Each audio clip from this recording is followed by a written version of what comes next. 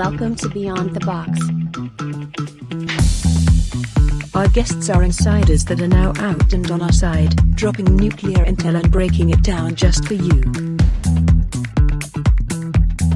And now it's time to introduce our hosts, Brenda Lankridge and Suzanne Haunt.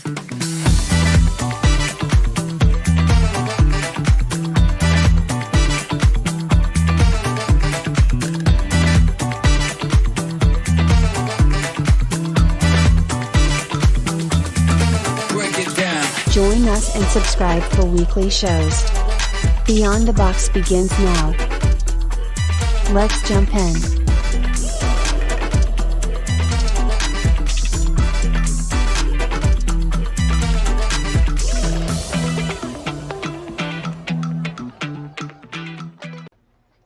Hello, everybody, and we are back. Tonight, I am going to be a no face.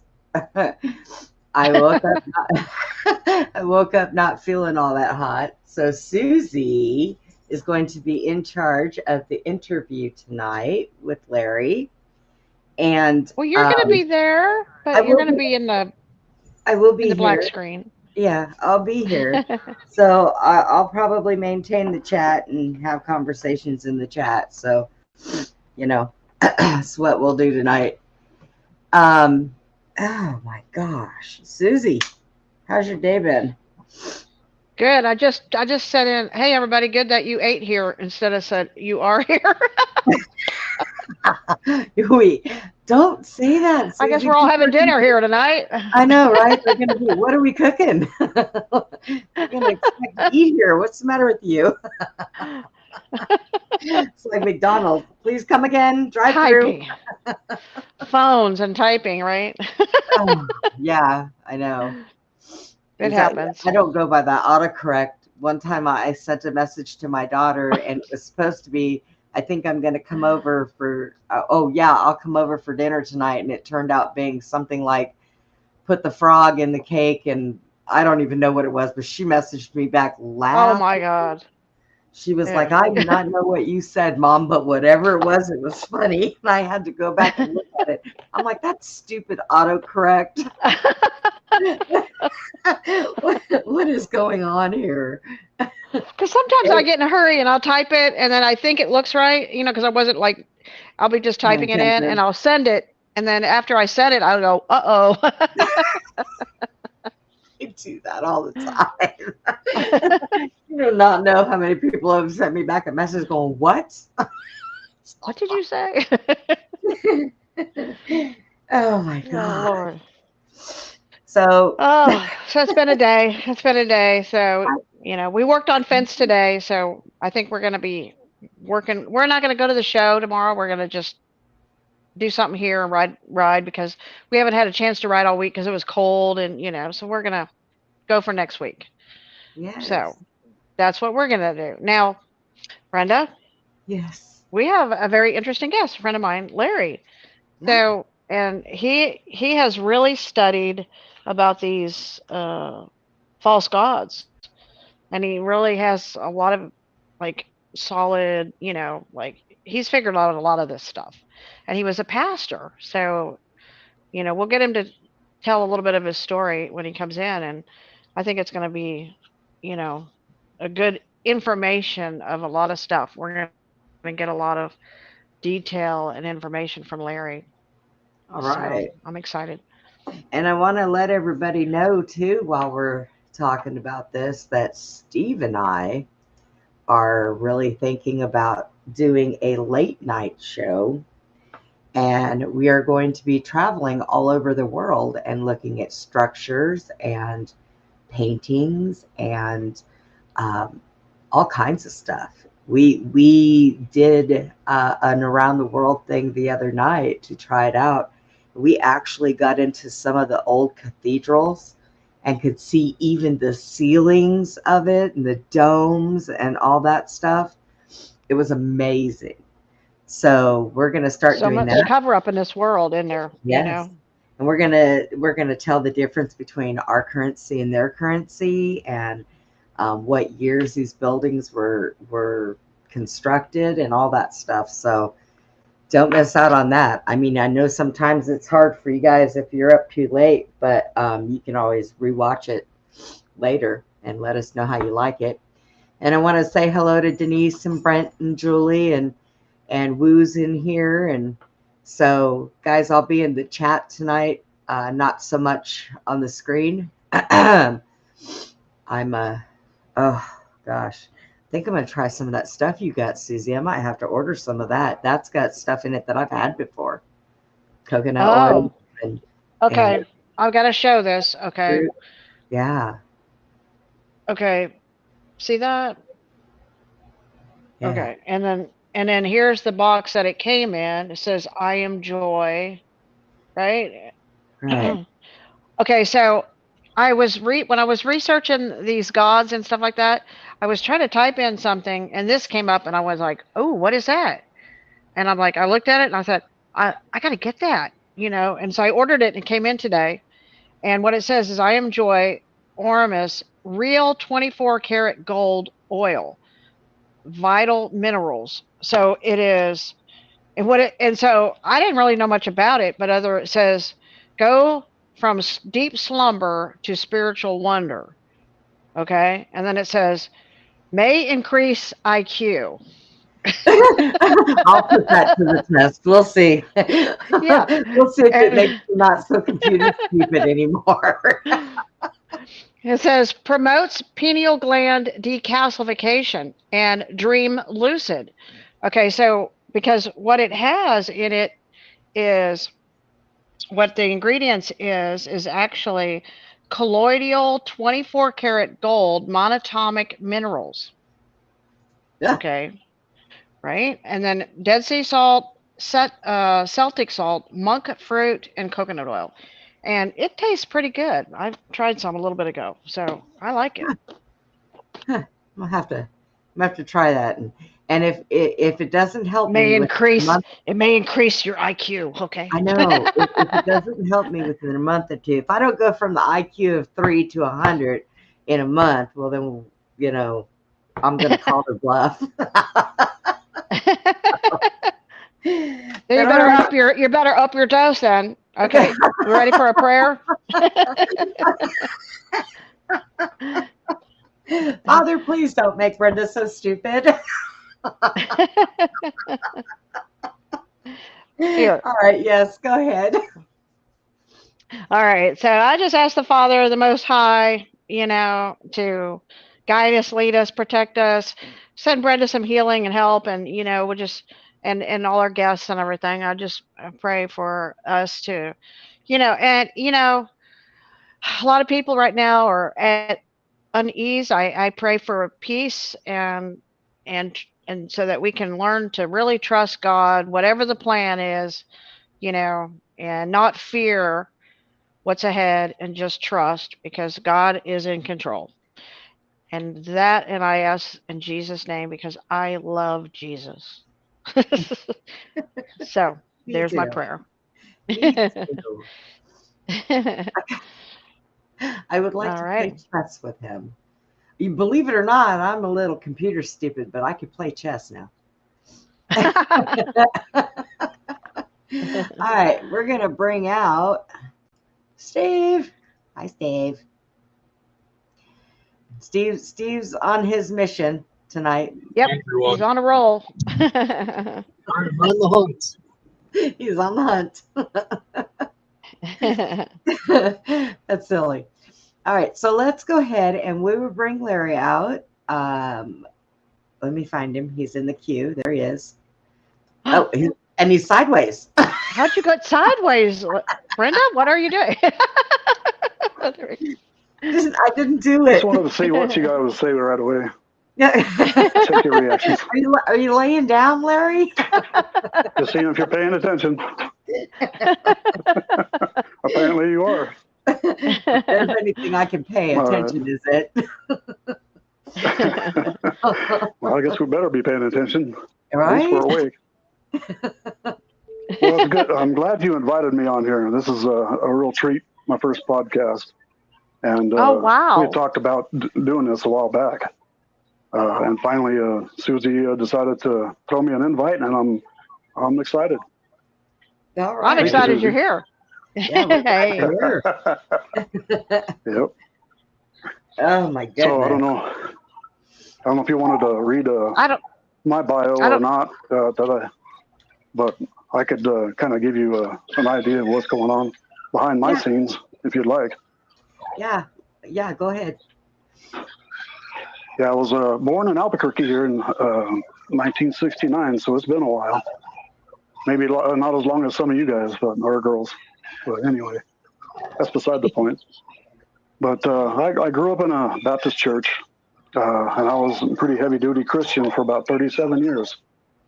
But I can't say that anymore, and I have to correct one of the things that Susie had said, which she had said I was a pastor, but I was not. Your dad's a I've been pastor, right? my Your dad. father? He was a deacon. Yeah, he Okay. was a deacon for a long time. So, Okay. but we all lived there practically. That was our kind of our second, or maybe first home at times, and so we were pretty steeped in biblical ideology and mainly the KJV version of it. A lot of the versions that came along later, we really had a hard time with, because anytime you make changes, there's going to be some changes. Some In loss any of case, understanding. yeah, I mean, it's bad enough with the KJV that there were a lot of things that have were omitted or changed or just misguided or even changed on purpose. So there's a lot of things Exactly. that I learned since my time in Christianity that I could never go back to that now. So, I kind of compare that to, say you didn't shop, say you hunted and fished for all your food, and all of a sudden, you found this grocery store along the way. Are you going to hunt and fish for your food after that? You're going to go to the grocery store. I don't know. It's just a kind of a cheesy comparison, but there's so many other things that you can compare that to. So one of the biggest reasons for the change was the internet really brought on a lot of information to the world at large, obviously. And a lot of that information has to do with ancient writings and ancient tablets that shine a lot of light on the biblical narratives. And so that's kind of why I'm here tonight, just to kind of give you an idea of my background. I worked all my life pretty hard and heavy. While I was in school, my dad would get laid off from the railroad, and I'd be working with him in there until 3 or 4 o'clock in the morning to working on cars or trucks, just so he could put food on the table until he got a job again. And of course, this was school night, so I was up till 3 or 4. Then I had to get up and go to school, come back, do it all again, off and on. And so we're pretty much a working family. And then I got a job at Intel Corporation, which was manufacturing computer chips, kind of like Texas Instruments, and I think it's Dallas or Austin, somewhere. Austin Dallas, has all those computer places. Yeah. Oh, okay. Yeah. So I did that for 22 years, and I learned a lot. Nothing applies to normal life, so I'll just leave Intel where it is there in Rio Rancho, New Mexico. So anyway, I got laid off twice out of there, and I started at the railroad. So I'm a carman there, and I'm a carman. What they do is inspect and repair rail cars, and I've been there 11 years now, and that's been a lot of fun, and I've learned a lot there too. So it's been a fun ride, but along the way, I've learned a lot too. I hate wasting my time watching TV and what have you. There's always something better to do to not only improve yourself, but to improve things around you too, and maybe better some of those around you as well. So always been a truth seeker, and that's why I'm here now in the state that I'm in now, not in New Mexico, but in the state of consciousness, I guess you'd call it, that I'm in now. And Right. I'm so happy to be able to share some of the things that I've learned along the way. Well, I'm excited because I know you really have studied this stuff pretty well. So, Mhm. you know, Well, does anybody have any like red hot questions that they'd like to ask before we get started? Or well, okay, I had a question. So I had did a show yesterday about the gods. I don't know if you saw the show yesterday, but it was about it went from gods to werewolves, okay? And it started with gods, lords, and then generals, angels, and then on down to the demons. That's how the like political, but in the spiritual realm. And when I was kind of looking into the Sumerian gods a little bit, and Marduk, okay, Marduk was the son of Enki. Is that right? Enki. correct? Okay. Actually, yeah, that's correct. Okay. And so Enki, and was he actually Yahweh in the biblical name? Enki Yahweh in the Bible? Because I know So the Yahweh Bible. was actually, yeah, actually Yahweh was Marduk because uh, Yahweh was Marduk. Marduk Marduk was Okay. tried to keep his identity hidden, and the way Oh. he wanted the Jews to keep his name from being uttered, it was just a form of keeping himself compartmentalized at the top, to where nobody really knew who he was, where he was, and what he stood for. That was why You he know, wanted to be secret about it. I got you because in a lot of these stories, when okay, so it was saying that Zeus was the king of the gods, and he was the false god or whatever. They're all false gods. But that he actually would put Osiris in one area, Baal in another area, Ashtaroth in another area. But the people kind of sort of rebelled against these gods, and so they kind of got run out of some areas. And is that why Marduk was trying to like go by Yahweh? Is that what your thought is, or was he was trying to keep it Well, secret? so in that case, let's kind of start from the beginning in a Okay. kind of a condensed version. So in the beginning, and you're biblically even as far as the creation of man goes. So you had, I don't know how much of the storyline you know of the in the Sumerian tablets or texts about the Anunnaki and Yeah. how they came to Earth. So this Yeah. was about 265,000 years ago, and they came to Earth, and they had their underlings, otherwise known as the Igigi, or the Watchers, and they were based on Mars or the Moon mainly, and they watched what was going on here on the planet. Would they be But the alien grays, the Iggy? they are compared with them, yeah. Okay. But at that time, they were a lot more genetically sound, and they were actually used because the Anunnaki, their world, Nibiru, had lost their atmosphere. And there's some people that know a lot about the story, but there are many others that don't, that should. And in any case, they had to pretty much destroy their planet's atmosphere through the use of nuclear weapons. And so what they needed That's what to they said shield happened in Mars, right? There was a war on yes, Mars, and they that's blew it correct. up. Yeah. Okay. And then they came here. Yeah. Because Yep. they And then destroyed their own planet. Yeah. that's true. And so, yeah, so they needed gold. They needed atomized gold in order to throw it up on the outside of their atmosphere in order to make a shield to not only keep the harmful cosmic rays out, but to also, keep their environment from dissipating, or their So atmosphere from dissipating. kind of like ozone or something. They destroyed their ozone with the nuclear. And that's what they say was Yeah. Sodom and Gomorrah was them dropping, nuclear blow, yeah. Yes, that's true. Yeah. Whenever you have sand become glass like that, that's about the only explanation that can be found.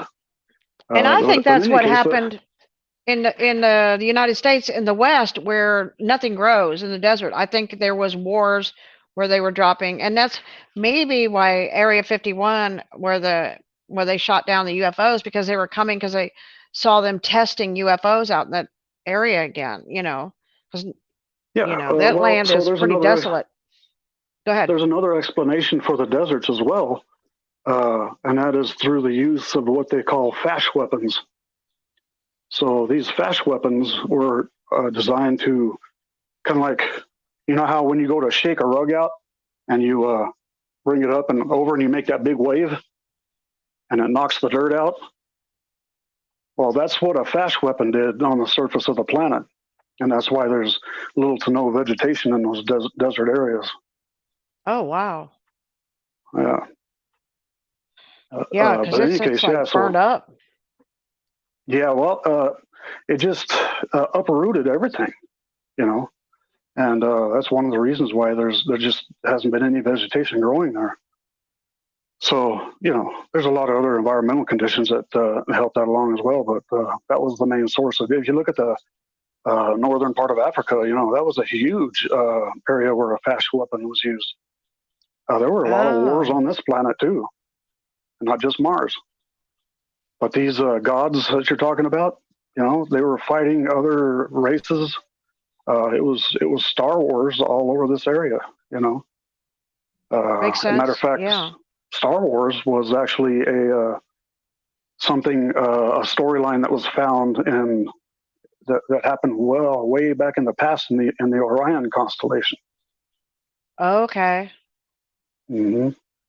And they said that Michael Aquino, who was the head of, the set the Church of Satan or whatever, he was obsessed with Star Wars.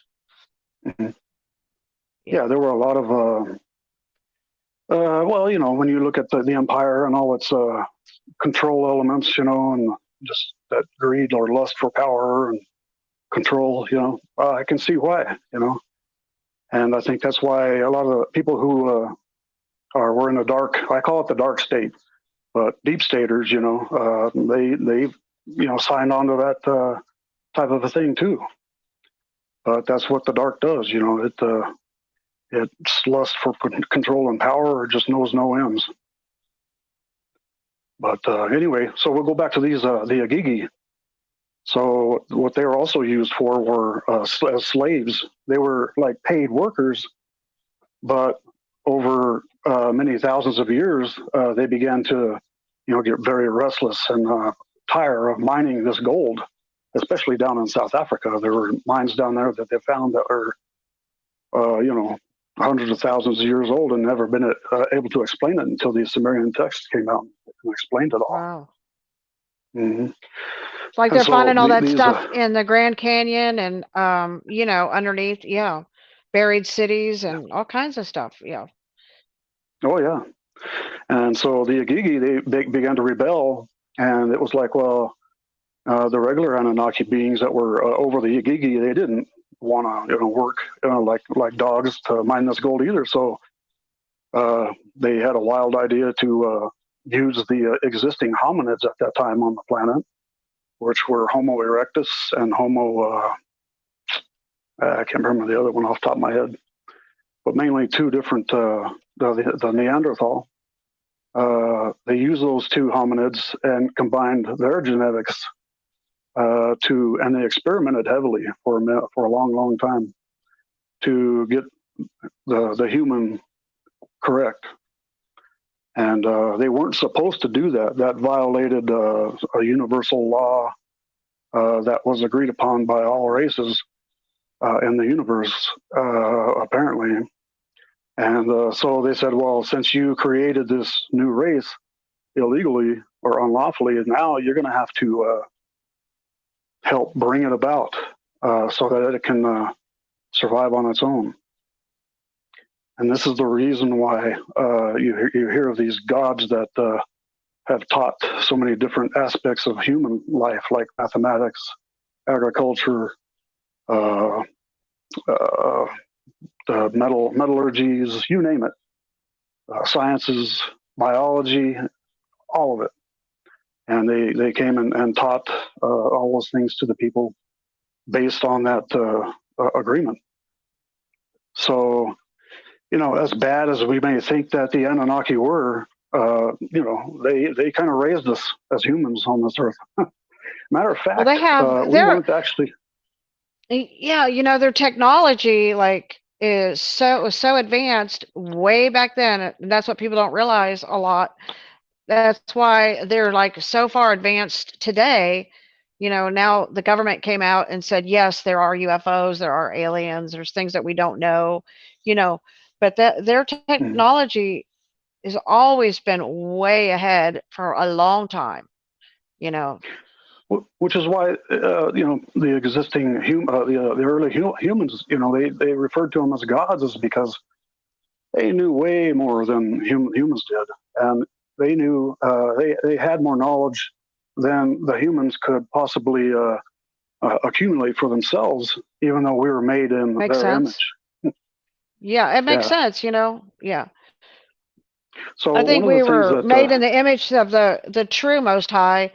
A lot of these, from what my research has done, a lot of these beings were, the original false god was a serpent, that had a lion face head with lightning in his eyes, and so when he mixed with the human, apparently that's where what we were talking about last night was Benjamin. Benjamin, it said, was a ravenous wolf, would devour his prey in the morning and then divide it at night.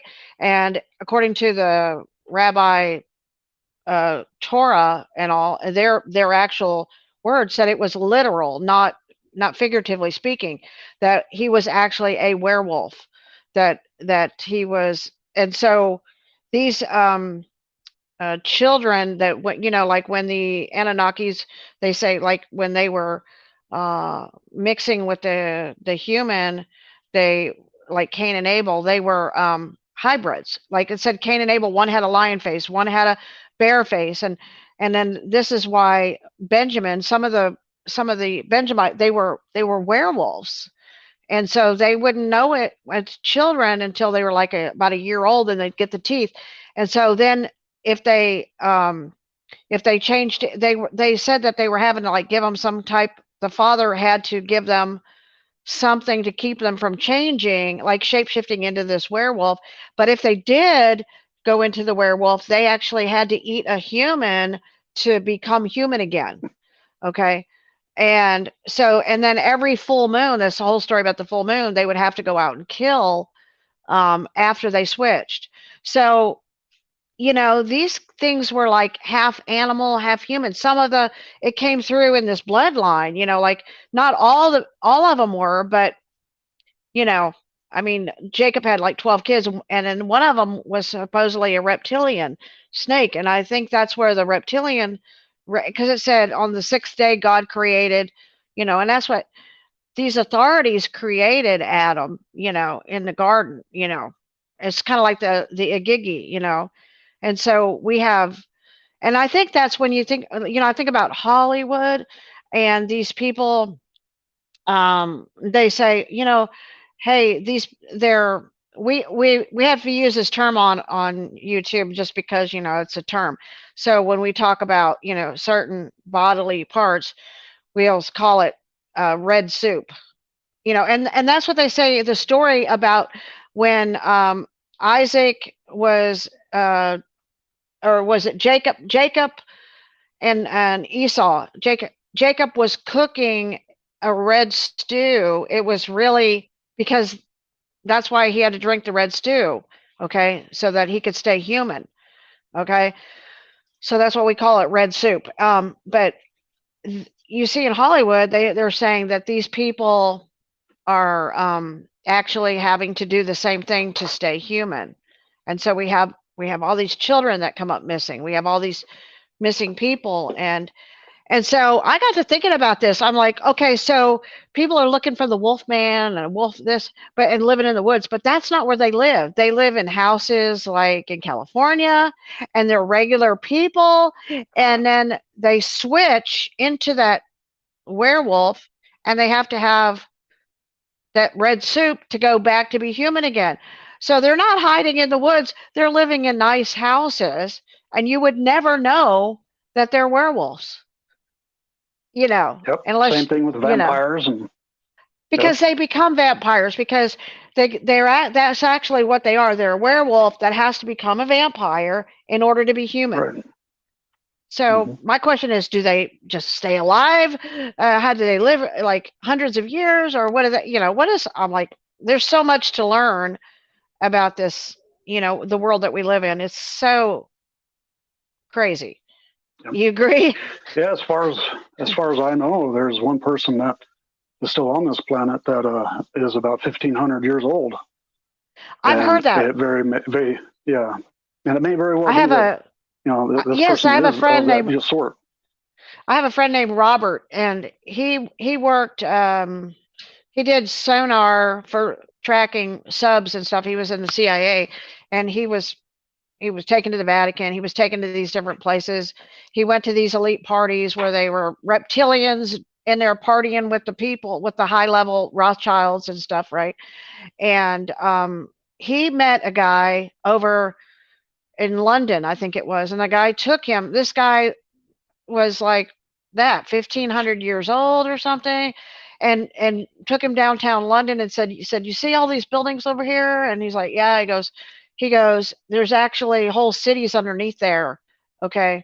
And he was, going and say this is all a facade, a lot of this over there around the Queens. Yeah. And this guy was supposedly like 1,500 years old or something, like, what the heck? Oh yeah. So Yeah, there's you've heard about underground this cities person? everywhere. Yeah. Oh yeah, definitely. Well, and so when the Anunnaki came to this earth, there wasn't just one type. There were many different types of Anunnaki. All the Anunnaki means is from heaven to earth came. So Right. there's a lot of variation, and so this mixing of the genetics, you could see where it led to. You've got reptilian forms. You've got and they've been able to hide themselves very well. Werewolf forms, you name it. There's all kinds of Yeah, stuff. because Any they've of got the stuff those. that you see on They got those spaceships, Larry. The technology to fly up there and go over here and go where they want to go. I mean, they come and well, go we as do they too now. please. Well, we're So kind the of getting there. secret space crew then. No. Yeah. Secret spacecraft. Well, that's true. program, That's true. They're That's 300 true. years ahead of regular humans. Yeah, they've got the technology all worked out now to where they can do what the spaceships do. They just don't cloak as easily as higher advanced civilizations ships do. And they've been Right. here That's all along true. too. Yep. But they don't tell us little people, us little hobbits, right? Well, we were never supposed to know. Right. And so that's one thing about the internet is that it got out of hand. It got out of their control, and people began to learn too much. And by that time, it was too late. So many of the leading upper echelon people, well above government levels, they left a long time ago because they saw the writing on the wall. It was too late. And so here we are. And we're on the verge of this. We're actually entering into the age of Aquarius now, where the age of Pisces is gone. And the age of Pisces is all about deceitfulness and lies and darkness. And that was mainly what the end of the age of Pisces was. Well, or in the middle of it too was religion. That's what the age of Pisces was all about. But the thing with religion was that it was controlled by and created by mainly these Anunnaki beings. Yeah. And so they taught different people different things all over the world. And that's why you have Buddhists in one section and a different type of colored people in different parts of the world, because they also have different religions as well. And it's all because of these Anunnaki gods that were spread out all over the world to teach people different things. But ultimately, they all want to be worshiping the Catholic God. The Vatican wants to, be in control of it all. The Vatican, before it was the Vatican, it was the Holy Roman Empire, right? Yeah. So they had control over most of the civilized world, at least what was Yeah. civilized to them. And so, in order for them to be able to keep what they had, as well as to increase their holdings, they needed to go from brute force to, say, a religion. And what did they do? They used Mithraism, they used paganism, and they used Judaism, and a bunch of different other elements in order to appease a lot of different types of people, in order for this spread to be a lot quicker than it otherwise would have been. And so, even today, at least 5, 10 years ago, up to 5 or 10 years ago, every leader of this country, of this world, had to go. Any major decisions had to go through the papacy. And by the way, there were 3 popes. Most people know of only 2. So That's true. there was the white pope, which everybody knew about. There was the black pope, who was the general of the Jesuits, which the Jesuits are a order of assassins, especially That's at true. the top end. And then you had the gray pope. The gray pope was he was the ultimate head of all decision making, even for the papacy. He was probably closer to Marduk than many humans on this planet, even though he was probably 9, 10 steps removed. Now these gods were actually, people living here, and so what is your take on who Marduk was in the flesh? Marduk. So here's part of the history where, and then Marduk will get introduced into it. So when the flood came, they Enlil didn't like the humans, and he was excessively pissed off at Enki, because Enki had given us genetic traits that actually made us even more powerful than the Anunnaki. And so that's why we have been suppressed and squelched for as long and as heavy as we have been. And eventually they wanted us completely destroyed. But so part of the flood was created intentionally. And it was one of the resets, but they wanted to get rid of mankind. But Enki, his son, or it was a grandson. It was Noah, but they call him by a couple other different names. And if you have ever read the you said Noah was, or Enki was the father of Noah, right? Well, Marduk. So Noah was one of Marduk's sons. Marduk, okay, because it said when Noah was born, he was glowing, and his father was away that year for like a year at war. So his wife was pregnant with this child, Noah. So there's no way, he said, it could have been his child. He couldn't have been the father of it. So those were some of the Hebrew, when you go back to the legends of the Hebrews, That may very well be the case. I haven't studied that part of it too much, but after before the flood started, that's when Anu, who was the king of the Anunnaki, who was also the Lord of hosts and the Lord of the Old Testament, which was, and Lil.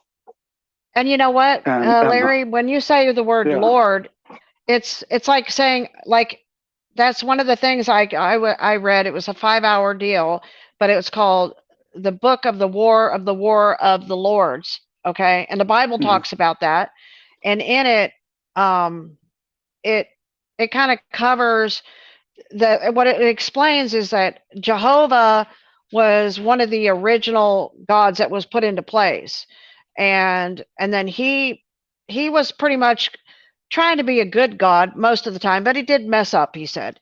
And then what happened was, Zeus was Satan came to Zeus and said, hey, do this, do this, do this. So he took the throne over Mount Horeb, over like all the, heavens and the earth. And then he put all these other gods over different regions. And then he had armies under those to control the people. And so the way it was described is that if it's the word God, technically it's not God. Okay. A god is like a president. And so he was the king of the gods, meaning he was the top at the throne.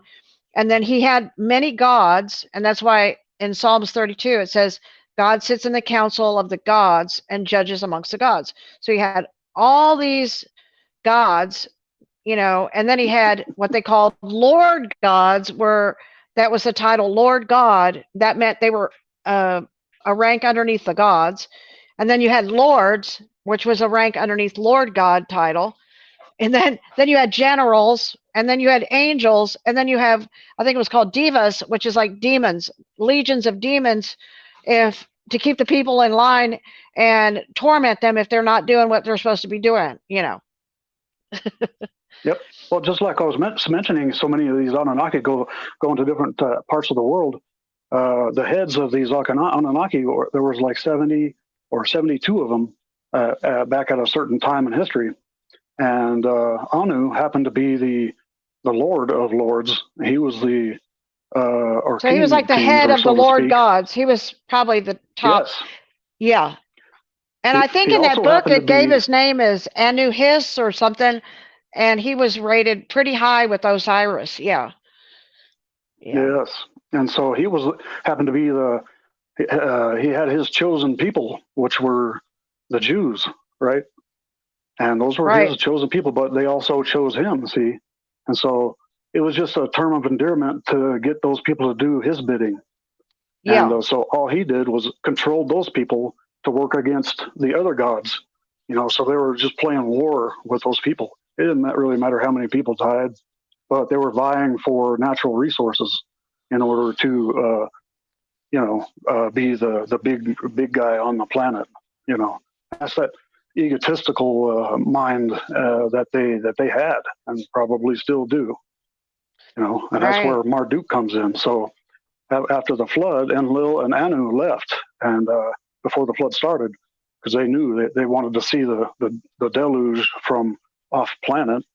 Obviously, that'd be a real safe place. And so, because Marduk was a joker, that's what he was known as. He was kind of like a jester, court jester type thing, but in a lot of cases maliciously. And so they banished him to this earth. And so he became the highest ranking god on this earth after that. See? So he was actually called the guardian of this planet for hundreds of thousands of years. And so they were able to, their technology included being able to transfer so the you say he's the consciousness same as from Yahweh, one being to Marduk and another. Yahweh. Marduk and Yahweh would be in the same. Well, they're kind of interchangeable, but Yahweh or Jehovah was more of a Enlil. Okay. Yeah, Jehovah tried to be good. Yeah. Yeah. And so Enlil, see, he's known more as the bull. And so he was in power. Well, over that's the Zeus. Zeus is the sign. He's the sign of the Taurus with the horns. And if you go back into history and you look at Moses had horns coming out of his head. Pan had horns. In the book of Judas, it says, hey, Jesus says to Judas, your horn is now rising. I see your horn rising. So the goat thing, and you see all the people making the goat signs, that's a Zeus. Zeus had horns also. So they were like goat people, Yeah, so you're talking about the age of Capricorn. Yeah. That's what that symbolizes. So when you're in that age, that means that the person that's associated, or that god that is associated with that age, has certain attributes or abilities that coincide with that age. And so that's why, like, say, religion, going from the age of Pisces to the age of Aquarius, it's really struggling to keep its power. It's waning, as we speak. Now, And Larry, that's, I have a question. Okay, my question is this. I was just thinking about this. You remember when the children of Israel were in there and they were worshiping the golden calf with the horns, which would represent Mhm. Zeus, right? The Taurus. Well, and then when Moses comes down, he gets mad at him, but he puts a serpent on there and wants him to worship a serpent. So, that represents another line, or they're gonna like switch from, because when they came out of Egypt, I guess they were serving Zeus, but now they're with Moses. So now Moses has got a new god that he met with up on this mountain, and it's something to do with the serpent. And I think the tribe of Dan, it says, is the serpent seed. Okay, and the tribe of Dan, it said he will be a serpent in a way and be an adder, but he will judge his people. And they say it's the reptilians that run this planet. So I believe that tribe of Dan, and it's probably who the high elite wealthy people are of that bloodline of the Dan. You know what I mean? They're the reptilian, prophecy in the Bible, right? blood aspect of the bloodlines, yeah, right. And So that's the another Zionist. That would be the Zionist who bought Israel, right? With the Rothschilds, they're the tribe of Dan. Yeah. That's right. So yeah, so in the physical aspect of the tribe of Dan, when you talk about them being as a serpent, they also migrated across from the Caucasus Mountains through Eastern Europe and up through Central Europe and then to Northern Europe. And that's where the Danube River came from. That's where the Danish people came from, Denmark, Yeah. Those types of people. So, In Denmark. definitely. Mm-hmm. Yeah, Soros you're talking about yeah. Yeah, you're talking about a lot of old negative blood type people there. Very For sure. powerful bloodline. Yeah, very powerful line. Family. Yeah. Yeah. Yep. So, in any case, let's see, where was I at before? Yeah, so those lords would war against each other back then. And then, what was it? The snake. So there's a lot of connections being drawn now between the serpent in the garden and the snake that Moses brought on there, and a lot of references to the snake. Even the I forget the terminology for the medical staff that has the two serpents on it. Yeah. That is so. All that is in reference representing to that Enki. bloodline. Yeah, that's Enki's bloodline. So Enki. Well, so because he was the master geneticist, he was the master scientist, and he was the one that did all the genetic, most of the genetic work for humankind. And so that's where those two snakes come into play. They were the two DNA strands that was created. We actually had a lot more than that when we were first created. We were much more powerful as beings back then. We've been degraded about 6 times, and in most cases now 7 times because. Well, one thing COVID we shot. can't do. Well, because we're on YouTube, we can't talk about certain, things that do, like, Right. Yeah. Okay. And the Jabberoonie. Yeah. So I think, we see that happening today. They're messing with the DNA of a lot of people on this planet, Yeah. And that was mainly just to keep us suppressed so that we wouldn't be a threat to those Anunnaki or reptilians or whoever. These gods, these false gods that are running the planet. Yeah.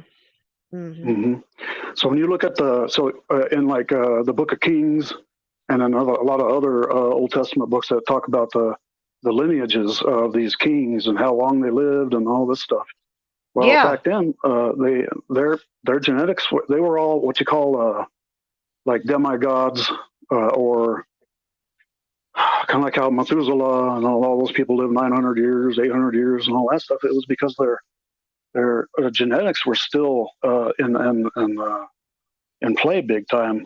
They weren't degraded as badly, and even who was it in the Bible that talked about needing to bring the life span of the people down to 120 years. Yeah. Well, Yeah. that's that's the God of. It's not the God that we have been Not a good worshiping for God. so long Not a as good God. humans. Let's put it Or that way. Yeah. exactly. Yeah, and I'm doing my best, to kind of shine that type of a light, because religion really is very indoctrinative. And I was there. I did that. I was a heavy into it for 37 years, and man, talk about the way, the truth, and the life, buddy. I was there, but a lot of the Now I'm terminology curious, in that Larry. is. I am very curious. What was the turning point, and what happened in your life that you saw what you saw, and what was it that made you start looking in a different direction for answers? Just being a seeker of the truth, always looking for that man behind the curtain, like the Wizard of Oz, why are things like they are? Why do we, when I was growing up, the Cold War was a big deal, right? I was at the tail end of, having them teachers have us go under the desk, when it was a DEFCON 1 or whatever it was, to supposedly shield ourselves from this nuclear blast or radiation from the Soviet Union. It was a mess. And, I've always, since then, just been a seeker of the truth. Why do things have to be that way? And why were things that way to begin with? Why do they have to continue to be that way? Do we have any ability to determine our own destiny as human beings? We're a loving people. We wouldn't want that done to each other. Who's doing this to us? So all these questions, and over time, especially with the internet, it's just incredible what a person could learn if they would just peek under the covers or look behind the curtain just every time they get the chance. It'd go a long ways. Right. And So was because there I've done that something so real much, man, defining that you remember that shocked you? It was the uncovering of the Sumerian texts. Well, and not only that, it was prior to that was the Zachary Sitchin in the 12th Planet. That was a book I had read a long time ago, and that really began to open my eyes about what was going on off planet and why our planet was being affected and how it had been affected in the past. And that kind of opened up my eyes to.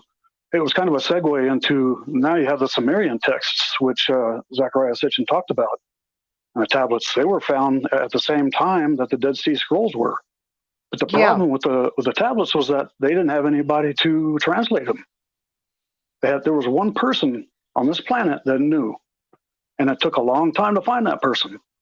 And once they got him there was so many tablets and so many texts that he was like, "There's no way I can translate all this. I'll have to train some people to help speed this along." And so it took decades.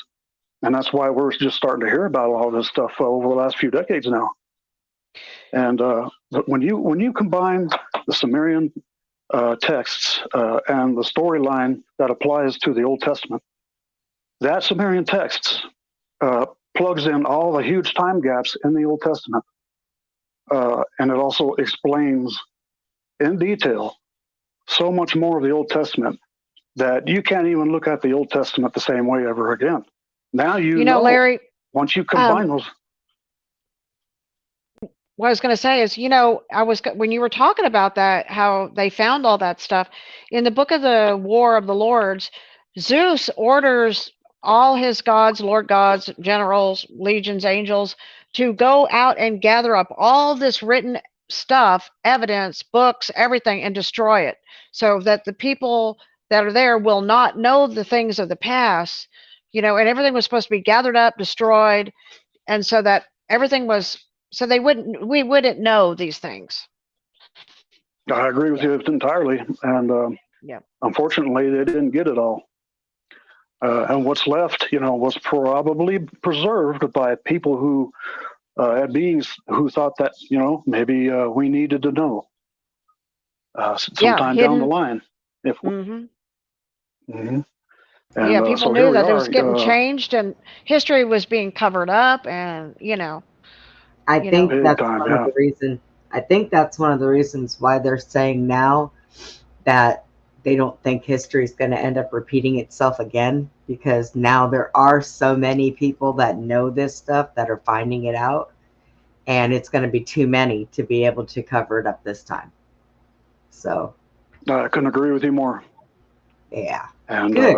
the quicker we get to the knowledge base that we need to get to, and the growing up, the maturing of knowledge within us all, the quicker we can move on to that golden age, or that age of Aquarius, where we live in peace, and we're not here just to survive, but to thrive. Yeah. Yeah, that makes sense. Yeah, so hopefully they can get in there and get this stuff done quick, fast, and in a hurry. But I foresee that there's going to be a lot of problems again this time, because they're already tying people up in court over this and that, and talking impeachment and everything else. So, I mean, it's one thing after another. It's a battle, Brenda. It is. We're fighting a battle Yes. uphill. Yep. Well, it's so you figure there's just hundreds of thousands of years of effort into hiding all this information, as well as the control, the suppression, the compartmentalization of information. It's just, there's a lot to unwind, and that's what's going on now. It's unwinding, and I think personally, we're at closer to the tail end of the unwinding right now than most people think, because so I talked about the 12 layers of beings that were in control of this planet above the highest levels of government. Well, those have all been pretty much removed now.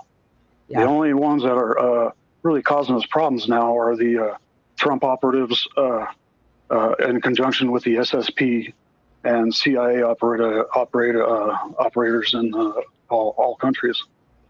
Yeah, so that's kind of like that's all when you say back. CIA. That's like using the example of the Jesuits. I still think we have a little bit. I still think we have a little bit of the lizard problem. So, a lot, yeah. Those little suckers need to go somewhere. They need to put me out in front and go hunting for them, because I'll be able to tell them whether they're there or not, because I can smell them. So, well, they're definitely in whatever's left of them right now. They have to be in hiding, because there is so much cosmic energy and solar and source energy coming into this planet right now that they can't hide anymore. They used to be able to cloak up and look like a human being, but then everybody started seeing. Yep. You probably don't know. Well, this is just a little let you know. Brenda, when she was a child, her adopted father worked at Area 51. So she was taken down there, and she saw reptilians down there.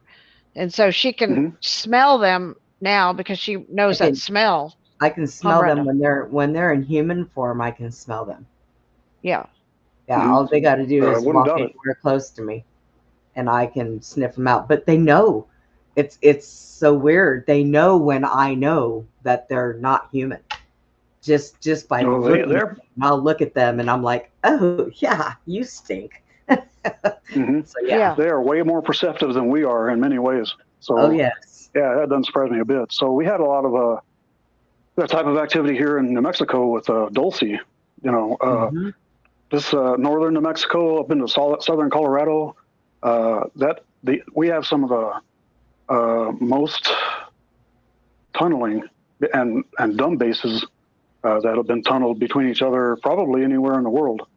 Yeah. And one of the main reasons for that is because the Durango Silverton area that is known as in the world is one of the 7 super sites. And what I mean by a super site is they have a large amount of valuable natural resources. So silver, gold, uranium, whatever it might be, right? Now, so that was one of the reasons why they. Somebody asked what they smell like. Somebody asked me what they smell like. Okay, it's sulfur, like real bad, rotten eggs, sulfur, and probably like standing in 100-degree weather on top of a garbage dump smell. Ugh. It's horrible. You know, what Rotten I did, food, huh? right, what I did for a living, I know what death smells like. That's a smell, once you smell it once, it never goes away. Well, this is an entirely different smell, and I even think that it's worse than smelling death, honestly. If I get real close to them, it smells so bad it can make my eyes water. You know, I So, think they're like the wolves, Brenda. They have to have that Campbell soup, that red Campbell soup, in order to stay well, human. yes, of course they Yeah, do. yeah, But you know what? Wolves smell like wet dog. These things don't compare to those things at all. yeah. At all. So yeah, they're bad. Well, there's a lot of those reptilians in human form that you probably remember the horrific clip with Hillary and her aide Huma Abedin, Yeah. Yeah. where they had that little girl that they were doing horrible things with, Yep. Yeah. and getting the adrenochrome. Yeah, and that was I think that's a person who word was we can't performing that. use. I think that's a word that we can't use, so we say Oh, red soup. okay, bad word, Yeah. bad word. Okay, yeah, strike that out. Any case, yeah, they that was a reptilian priest that was performing that, and that's how they live as long as they do. But they need that too in order to continue their life. But they also feed that to humans who are interested in that stuff to keep them, kind of like addicted to it too. Because once you have been using that stuff for a while, it's like you can't produce your own adrenaline anymore. So you have to continue to get it. And so that helps Oh. the reptilians continue to get what they need. See, Now, Wu just it's said one of our guests, Larry, a girl, or it's a girl or a guy? It's a girl's Woo, the face. guy. Wu. Well, it's a girl's face, right, on the picture. So, well, said that the grays smell too. yeah. So I'm sure we all have our wonderful sense, but they complain about us, being real smelly too. Really. So yeah, because yeah. to them we smell weird too. So I can imagine. I know when I was younger it was so funny because when I smelled them, I wasn't worried about what they looked like when I seen them. My biggest question was, why do they smell so bad? But I was like 5, 6 years old. So, I was one of those kids that was brought up playing hide and go seek in the dark. So we wouldn't be afraid of the dark. So it takes an awful lot to spook me. So it's like my biggest thing was, why do they smell so bad? And then I was told, well, because they live Right. underground. And my next question was, they don't have baths, showers underground. Can we take them home and give them a bath? Because they smell really bad. So, coming from a kid, I imagine they Right. probably chuckled at me. I'm pretty sure they did, but still, That's funny. that's what I was concerned about. Why do they smell so bad? Hey, Do they not take baths? They need to go jump in the lake or something. what do they say? Straight out of the mouth of babes. Right. So we just speak it. There it is. But yeah, it's horrible. But yeah, I will be so glad once we can get things on track. And hey Brenda, yeah, when you're talking about that they smell so bad, and then I had read in that book of the Lords about one of the things that Zeus does when he gets mad at people is they spray what was it, they spray, let me see if I can find it. Julie says the axe will cover it up. That's like spraying perfume on a turd. It can still override it. But I like axe, but I think that it says that they okay, be able to tell the difference. Okay, wait, that's not it. Okay, hang on. I think even better than axe it says would that be they the It says, in the air shall they carry the virus that when you breathe it, um, if you do not bow down to this Roman Dios god, right? So they'll spray, and what did the last 2020 virus do? Is mess up the smell, so people couldn't smell. So that was a very planned attack. My Well, saying. well, what Yeah. what was it you were saying, Larry? What would work different? I said Old Spice. I think Old Spice is what can Well, take out cockroaches. Okay. okay, yeah. Well, that may work very well, but in my opinion, because I work at the railroad, I'm in those locomotives a lot, and they have a toilet in there that can use some serious help now and then. Yeah. And they put some liquid in there. I don't know what they put in it, but that's what needs to be sprayed Yeah. to keep it smelling fresh, buddy. Yeah.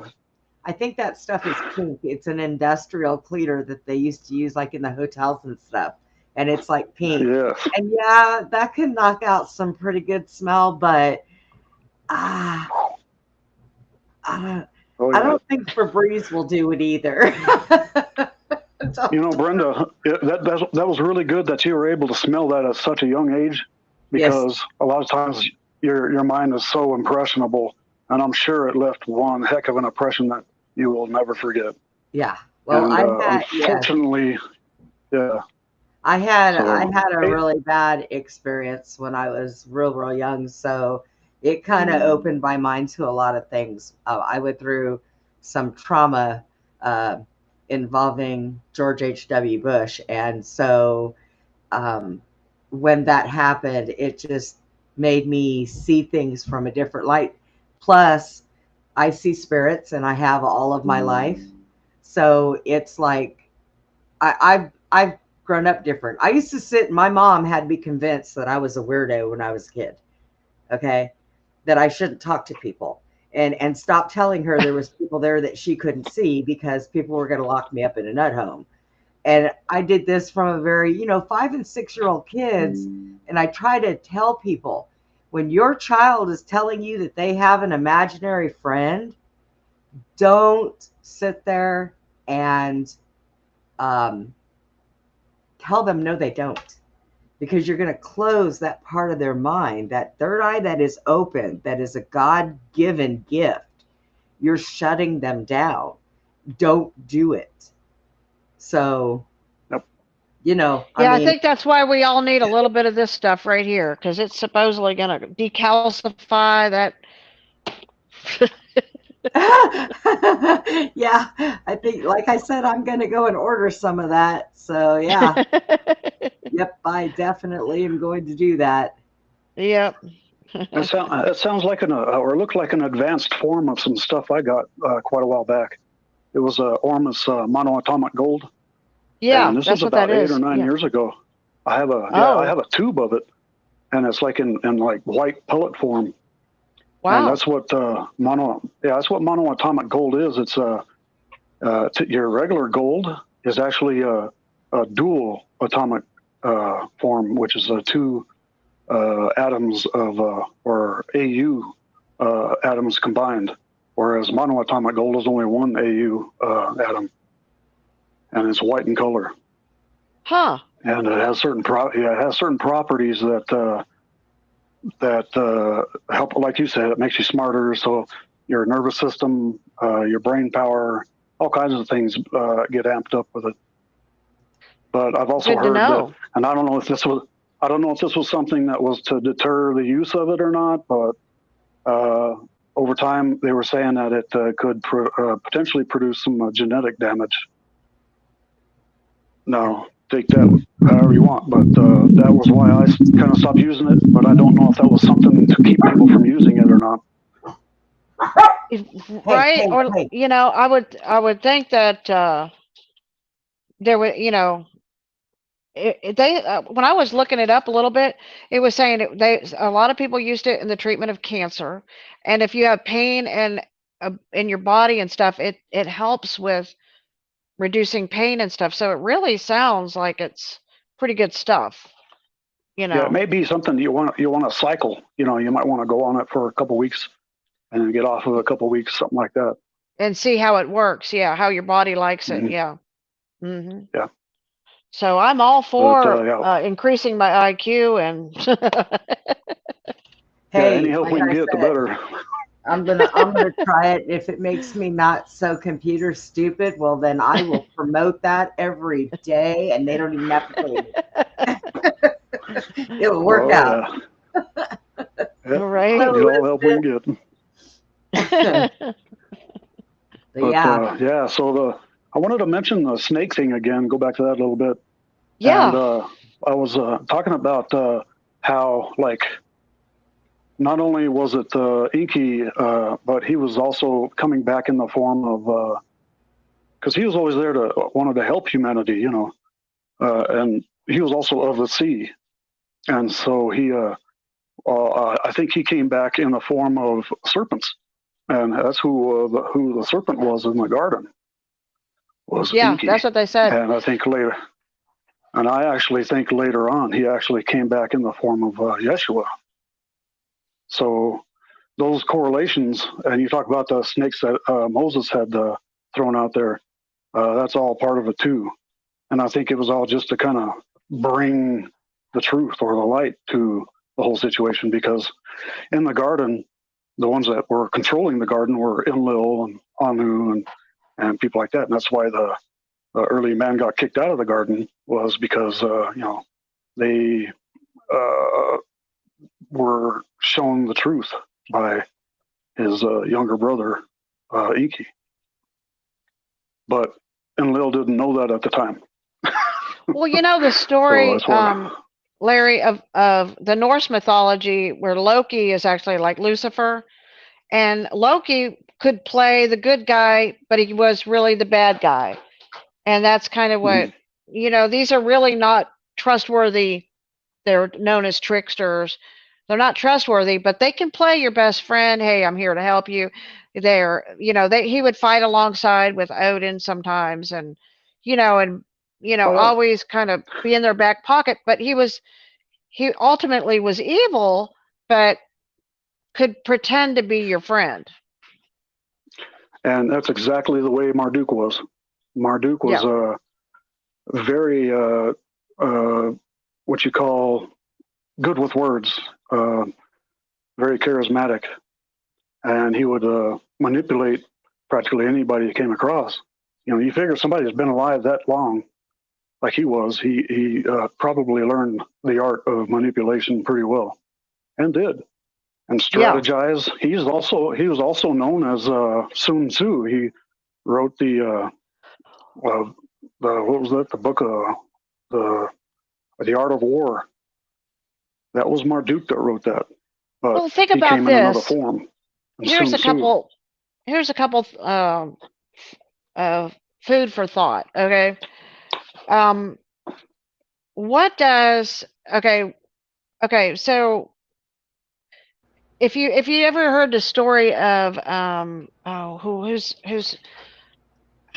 I'm trying to think of her name. What was the Jessie Zabotar? Okay, her story was that she was raised up in a satanic family.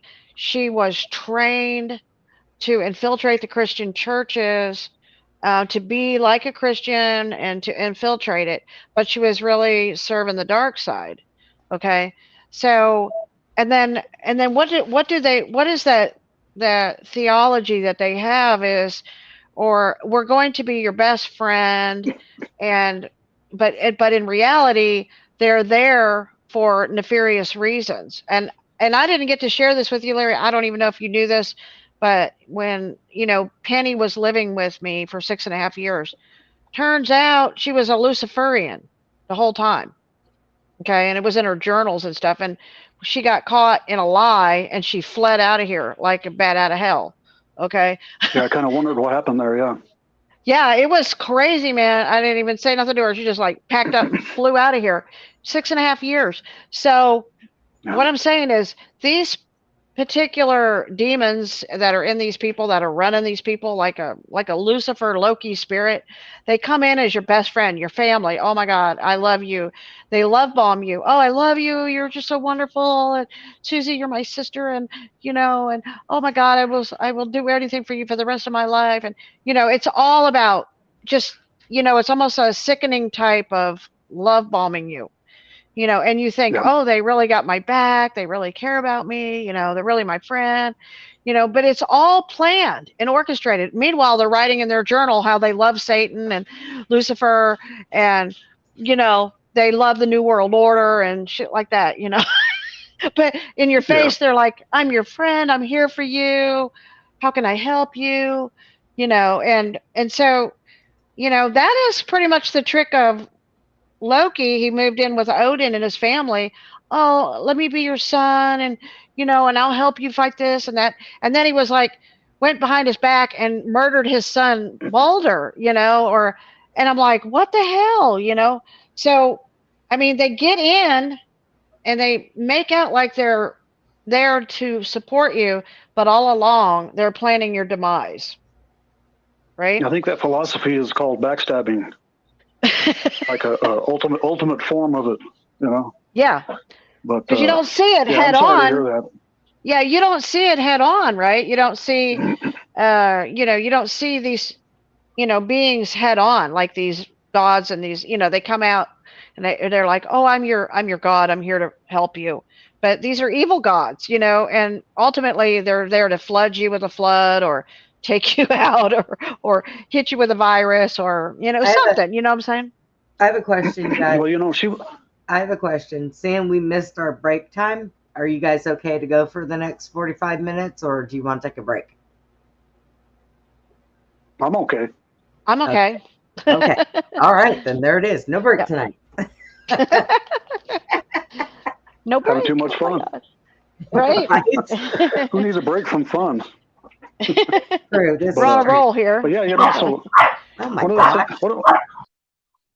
One of the things That's I've her learned little along doggy the way, Putin. Susie. Yeah. Oh, cool, Putin, nice man. All right. Does he ride a white horse without a shirt? Well, he actually came from Russia. He was born in Russia. Her little puppy was from Russia. Oh, okay. I actually have a picture of that's Putin cool. without a shirt with my dog's face on it. So yeah, it's kind of funny. I do have that picture. That's awesome, man. That's so cool. Yeah. So a lot of those gods, you're talking about Odin, and Zeus. They're all like different areas as rendition of the original gods, which were Anu, Enlil, and Iki, and all them. So when you say, when you're talking about it was Zeus like an or old whatever, president and then a new president and then exactly. like Odin was only the god of the Norse. That was just his territory. But he went. Mm-hmm. He was one of the good. He was actually. There was a bunch of gods. There was a bunch of really messed up gods, bad, evil, greedy, stupid gods. And then there was about 20 actually good gods. And there's some story in the Zeus in the Greek mythology about the good ones, but they always got punished or destroyed by Zeus whenever they helped the people. So Odin was one of the good gods that cared about the humans. And so like what he would do is he would go off on the earth and he would shapeshift into like an old man, and then he would go somewhere and he'd sit and watch and see how people treated each other. And so he was always for the little guy or for the one getting misused. So Odin spent all his time trying to help the humans. So I think that's why he got ate by the werewolf, in the story, because, they had to take Odin out because he was actually like the other good gods that Zeus killed, Yep. Yeah. And that's why, that's what the dark state always did, was they tried to find the biggest bang for their buck. So whenever they went to perform an action of some kind, it had a multi-pronged outcome. So, they're not going to do just something for a little bit of a gain. They're going to make sure that they get the biggest bang that they could get for that particular action. So, and a good example of that Larry, would be JFK. JFK was for the people, okay? And so what did they do? They all ganged up on him and took him out. All the bad heads of, leadership, right? And Right. so, I mean, it's the same story repeating itself over and over again. Like it says, nothing new under the sun, right? Everything just keeps repeating itself. Right. Mm-hmm. Yeah. Well, so just so you know, JFK, along with Trump and his family, those families, among many others, are actually a part of what's known as the Order of the Black Sun. And the Order of the Black Sun was one of the factions, major factions, that was used as a security arm for the planet. And they're found in all countries. So that's what kind of maintained the security or military readiness or whatever it was to protect the elites, so to speak.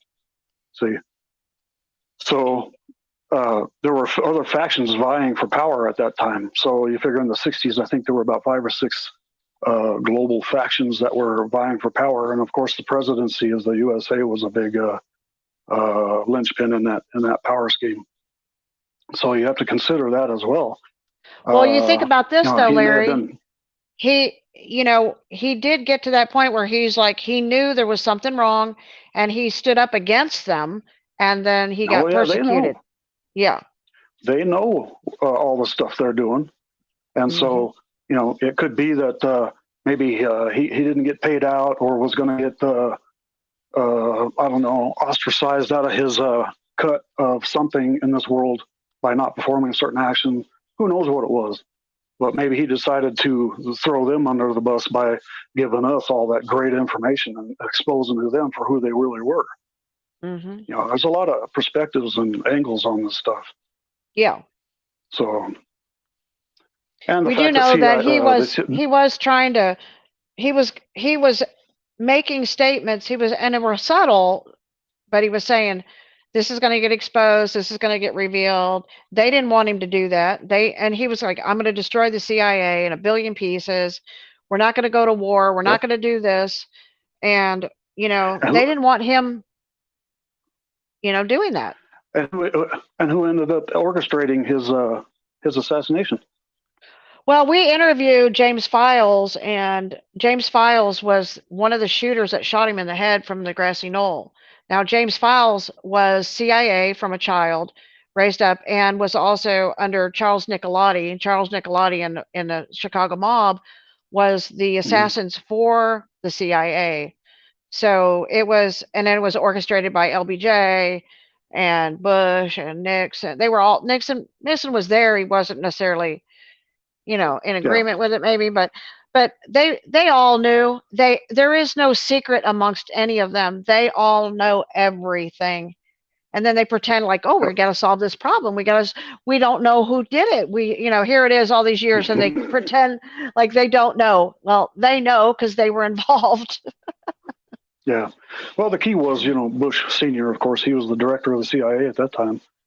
And then, voila, not long later, he becomes president, which he was vice president prior to that, in which some people say, the vice president actually held more power than the president did at different times. But in any case, they're all vying for power. They're all a bunch of power lusting after people that if they could throw somebody under the bus for them to get a step up, they're going to do that if it's good for them. And I don't know, man. And right now, there's only like 2 real factions that are vying for power now, and they're severely weakened, and they're going down the drain really quick. And a lot of countries are where their presidencies and heads of state were taken over by these SSP operatives recently, and now they're doing everything they can to kick them out of their countries, because all they are just a bunch of Trump operatives that are trying to promise them all kinds of money if they'll do certain things for them, and they're not having it because they've written too many bad checks already. There's no money. All these governments right now, they're just about bankrupt if they're not already. And the central banks, their liquidity is like next to anything. Yeah, all of right? them, man. So Putin was the yeah, only one that was sitting back and, saving for a rainy day, right? Same for a rainy well, day. the U.S. Dark state has always needed scapegoats, and Putin and the Soviet Union and Russia have been one of our Yeah. biggest ones, most fun ones. Come Do you here. like? So and it's funny because Russia has actually bailed us out of a few wars, and I they believe don't it. talk about that. Yeah, it was the War of 1812 where Russia came in and blockaded all the ports to keep the British ships out. Otherwise, we would have been invaded, and we wouldn't have been America. I guarantee you, we would have been the Commonwealth of Wales or something. So, and then what was it? World War II, of course, and then Yeah. I think there was another one. I think it was, Schindler's List. the Remember Civil that War movie, where they Schindler's List? It was the Russian troops Yes. that came in there, and yeah. hmm Yep. And they lost what 60 million of their own people in just World War II alone. On our side, obviously they had their own interests as well, but they couldn't have the Nazis go in there and knocking them dead. So that might be another word, though. I have to retract that word.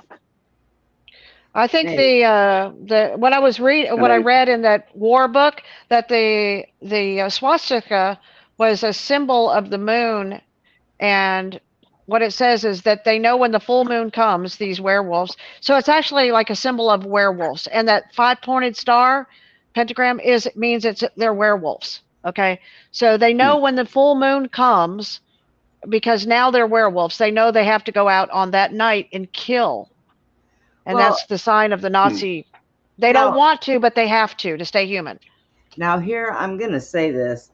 Them poor werewolves, because I don't know if y'all have noticed, but when the moon is full, the rest of the world is freaking crazy. Okay?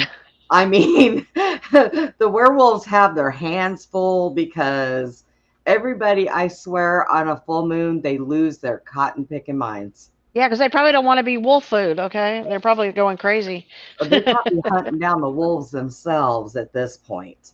Well, and I'll tell you, when I worked in the hospitals, there's one thing that I did notice on full moons. Anybody that has dementia on full moons, it affects them and it makes them mean and unruly. So good luck there, because a lot of people. I think a lot of people go out at night too, like to have a good time late at night when there's a full moon because it's bright out and they feel like doing something. But I think it's also like a form of bait, for these werewolves and stuff to snatch these people up. Yeah. So one of our people that I'm going to probably have on here made a comment about the full moon. Yeah. Or no, it was the swastika. The swastika. Oh yeah. Is a symbol of the, what is it? Unbiblical cord of umbilical. Mother Earth. Yeah. Yeah. Umbilical cord of Yeah, the swastika is a very ancient symbol, and it also could mean that, like the four corners of the earth. Yeah. It's got a lot of positive connotations too, but unfortunately, the Nazis, or those types of people, decided to use it for really nefarious purposes. Yes, you are correct. And that's what everybody's got stuck in their head now, and it's really unfortunate. But it's also a symbol that was used for a long, long time by the Order of the Black Sun. So the Order of the Black Sun is originated in the Ukraine, and that's where the German not so popular movement started. That type of movement, nationalism on steroids. Okay, here's what it said. The star is the symbol, or the pentagram is a sign of a werewolf. Okay, that's their sign. The vampire, to stay human, the five-pointed star appears on anyone to a victim up to the wolf, so that it'll appear on the victim. That's weird, right? And the swastika represents the moon. When the moon comes up, the man doesn't want to murder, but he knows he cannot escape it. That's Yeah. dark. Yeah, no kidding. Thanks, Susie. Yeah. Anytime. Put in a Susie Downer. No. Anytime. But it's knowledge is power, though. We should use it wisely, of course. But wow, I've learned something tonight. Several things tonight, so I appreciate that. There you go. Oh, me too. Yeah, that's what we're here to do. We're here to iron sharpens iron. It said, right? And my I'd dog. like to know. Cool. I've been learning quite a bit here lately about shapeshifters or skinwalkers, because deep oceans, deep blue. He talked about Native American. These skinwalkers, here in New Mexico and in Arizona and Utah, places like that, they were. You get a lot of reports of that there. But from what I've been researching, is that they were like witch doctors from the native tribes that have passed on, and they've been able to kind of hang around and change their forms. They'll change it to whatever needs to be changed to, but they can be pretty dangerous. Matter of fact, my stepson, he was in one of the local pueblos here late at night, and there were some things going on where he had to call his grandmother to come and pick him up from a local store there. And his grandmother, she's mostly native. She picked him up, and then he got in the car, and they started to take off on the road. And all of a sudden he looked over, and there was a shapeshifter running right next to the car, looking at him. And then he turned over to his grandmother and told him, "Go faster, Grandma. There's a shapeshifter next to the car." And she looks over, hits the gas, boom, and then the shapeshifter just kept up with it. Still glaring at him, red eyes and everything. Scared the hell What did out it of him. look like, Larry? What did the shapeshifter look like? It just looked like, from what he was saying, it was just like a dark form. It kind of had like a physical form, but it was hard to delineate, what it was. You could see the form, and then it had red eyes, and it just like projected fear, And apparently she had seen him before, and they haunt those areas over there where his grandma used to live. Wow. And at night they'd come out, and you better not be walking around at night, especially by yourself. And all the people in the I would pueblos agree know with that. about. Yeah, it's interesting. Well, one of the things it said in the Jewish thing about the werewolves, that what you use to protect yourself is the ashes. So you sprinkle ashes around, and the werewolves apparently won't. So this is why in the temple was the they same would thing. bring the ashes. Yeah. Yeah, ashes tend to protect from other forms too, but I can't remember what they were off the top of my head. Really? Werewolves. I don't doubt that, but there was something else too. I'll have to look that up, and maybe next time we talk, I'll figure it out. You'll remember what it was, that the ashes that they used, huh? Yeah, I can't remember off the top of my head what it was. Maybe but, it's so even apparently, the Native Americans knew a lot of stuff like that too. it like may they be the dealt with a lot of shapeshifters. Mm-hmm. Okay. No doubt. Huh. Well, Yeah, if I seen something red eyes chasing me, I'd be a little freaked out. Yeah. Just a little bit. yeah, Just a little bit. and they'll turn into dogs and wolves and all kinds of different things. Gotcha. Yeah, snoop around on you. And, yeah. So I wonder if they're actually human, just like the werewolf, and they have to try to get a human to become human again. Well, that's maybe a big possibility. There may be reasons why they, but I don't know what those are. There is a guy that has a YouTube channel. He's a Native American, Navajo, and he goes into a lot of detail about that stuff too. And me and my stepson listen to him off and on, and so I'll have to try to catch some more of what he has to say. and I'll get you the name of the YouTube channel and stuff Okay. next time too, or I'll shoot you a note. But it's pretty hair-raising stuff, you know. He's a real Yeah. mellow guy, but the stories he's got is just incredible, and you can't make this stuff up. Just crazy. No. Yeah, some crazy stuff. But we live in a crazy world. I mean, for well, God's you sake. know, yeah. So the truth is often much more like fiction. You know, it's much more unbelievable a lot of times than fiction is. And Like they we're say, learning truth that is more and more every stranger day. than fiction. Stranger Yeah. than fiction. That's right. Yeah. And the more I live, the more I learn that, man. It's just crazy. Right. I remember the first time that I ever thought to myself, you know, this world is not what we think it is. And boy, I wasn't kidding. Right. Yeah. I was right. No doubt about it. That's I think true. we need, Yeah, I think Steve was right. Steve said that we need to just hit martial law and just take a big dump truck and go all the way down our government and just throw that pile of crap right in that truck. And just well, it's kind of like that already. So, and I'll tell you why. Remember I told you about these clowns going around taking over these heads of state and then, you know, whipping out the fake checkbooks, you know, because they're out of money.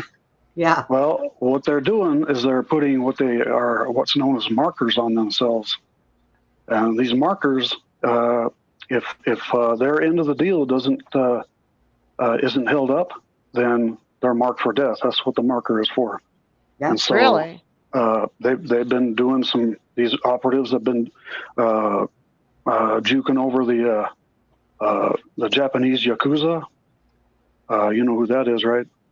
Yeah. So the Yakuza they're like an assassin group that pretty much runs Japan. Very organized and very deadly. They're cool as long as you're holding up your end of the deal. Right. But that's who ultimately killed George Bush. That's who ultimately killed George Bush Jr. or Senior. Was the Yakuza. Yep. Really? Because he didn't didn't hold know up his that? end of the deal. No, I didn't know that. You knew that, Brenda? Yeah. And that's also another reason why when you looked on his coffin, his flag was all crinkled up. Because he was what was? His flag was crinkled because he was a disgrace to this country. Well, they'll send you a dead fish in the mail too. Yeah. Really? It's pretty much telling you that you're marked. You're going to die because that's what they do. You don't hold up your end of the deal, you're going to die. And you agree. Whoever agrees to that with them, you're marked for death. You got a marker. So that's what's going to happen. Not just with Japanese. Sounds like a Yakuza, John Wick movie or something, you know. Yeah. Well, there you go. You know what I mean? So the Koreans are in the same boat. Yep. You remember recently when Korea was supposed to go to DEFCON or go to martial law and all this crap recently? Mm-hmm. Well, that was part of the SSP's doing, you know, and so these Koreans, you know, they're not about to be dishonored like that and made to look stupid in front of their own people. So now they're kicking these SSP people out of their country. There's not going to be anywhere for these people to hide. So basically, it's martial law on them.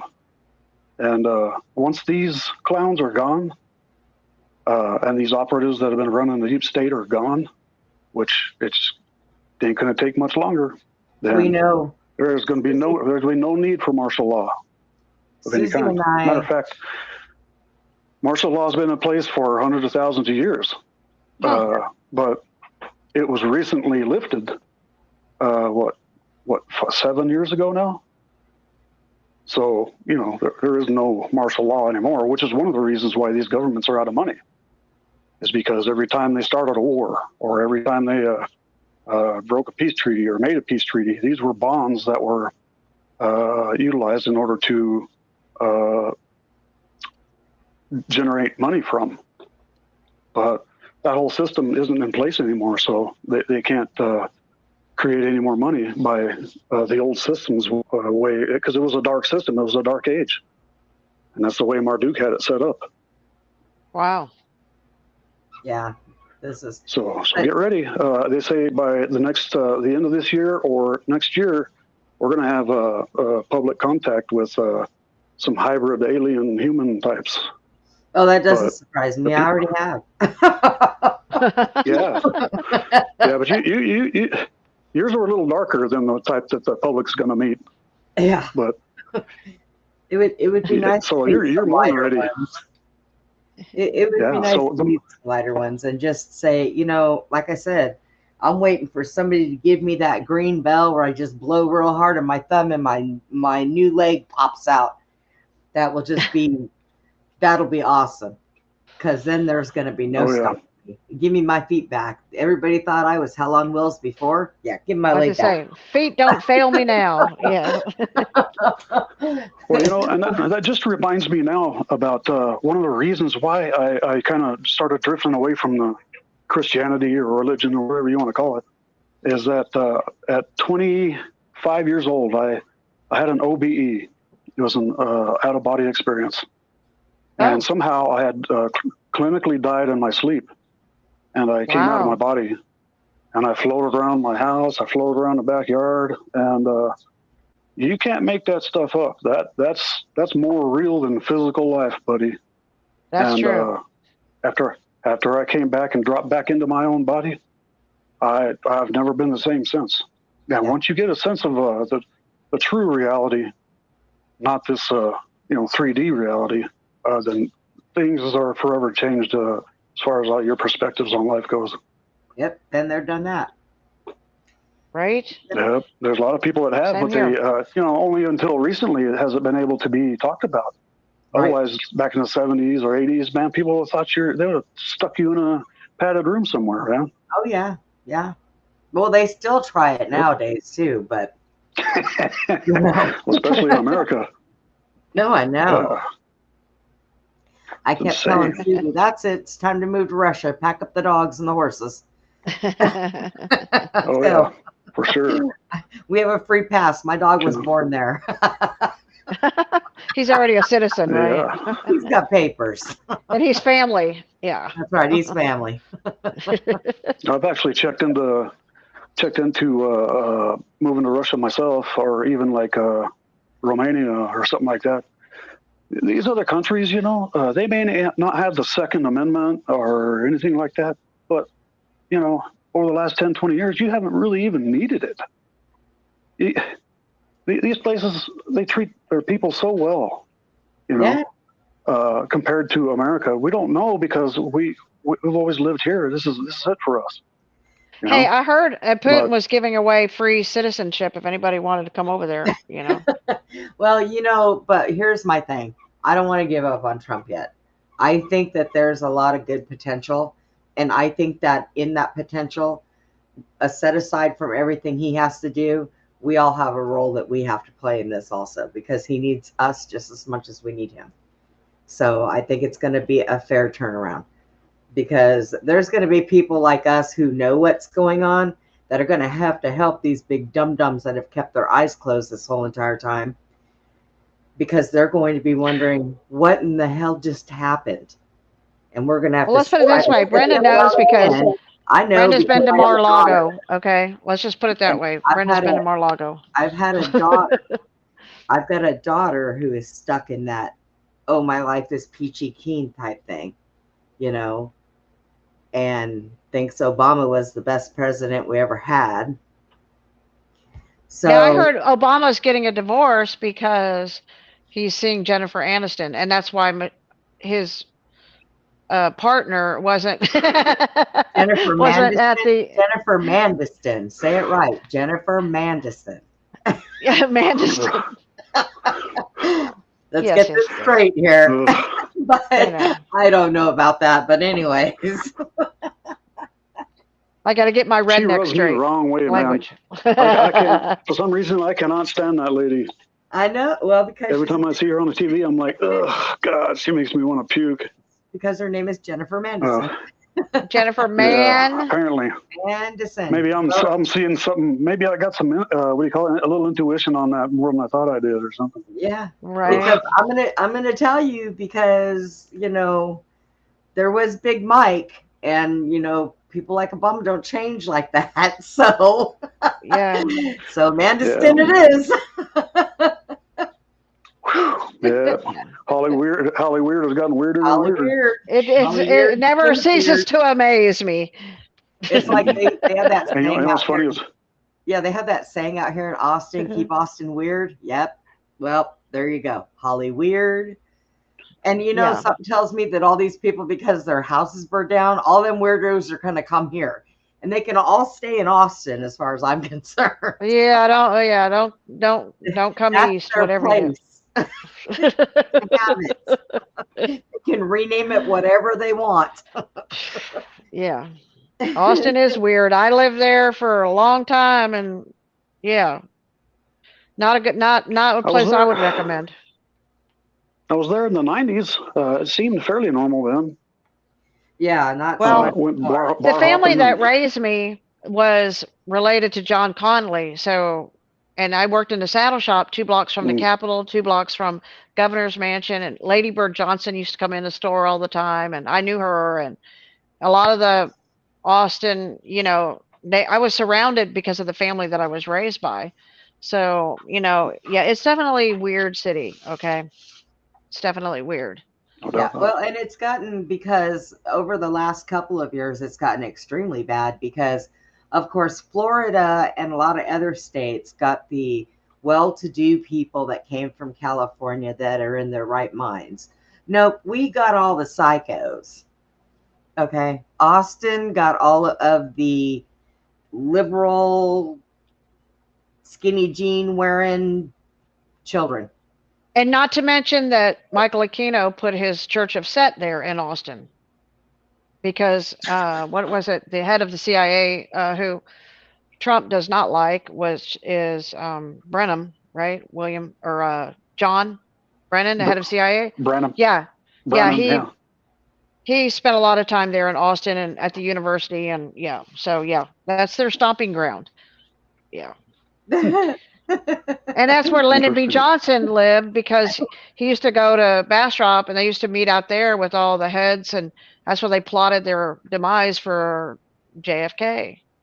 I told Susie Bastrop. that Yeah. I want to get in her truck and get binoculars and go sit somewhere around that church with binoculars and a pad of paper and write down every single werewolf vampire that walks every in. single politician that walks into that church.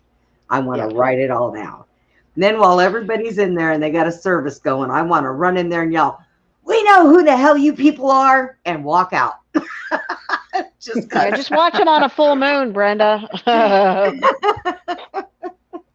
Get a real quiet drone, with some high definition camera equipment on it. Oh, somebody There you will go. write that down. There you go. Stay incognito. Well, if they don't see it or hear it. Yeah.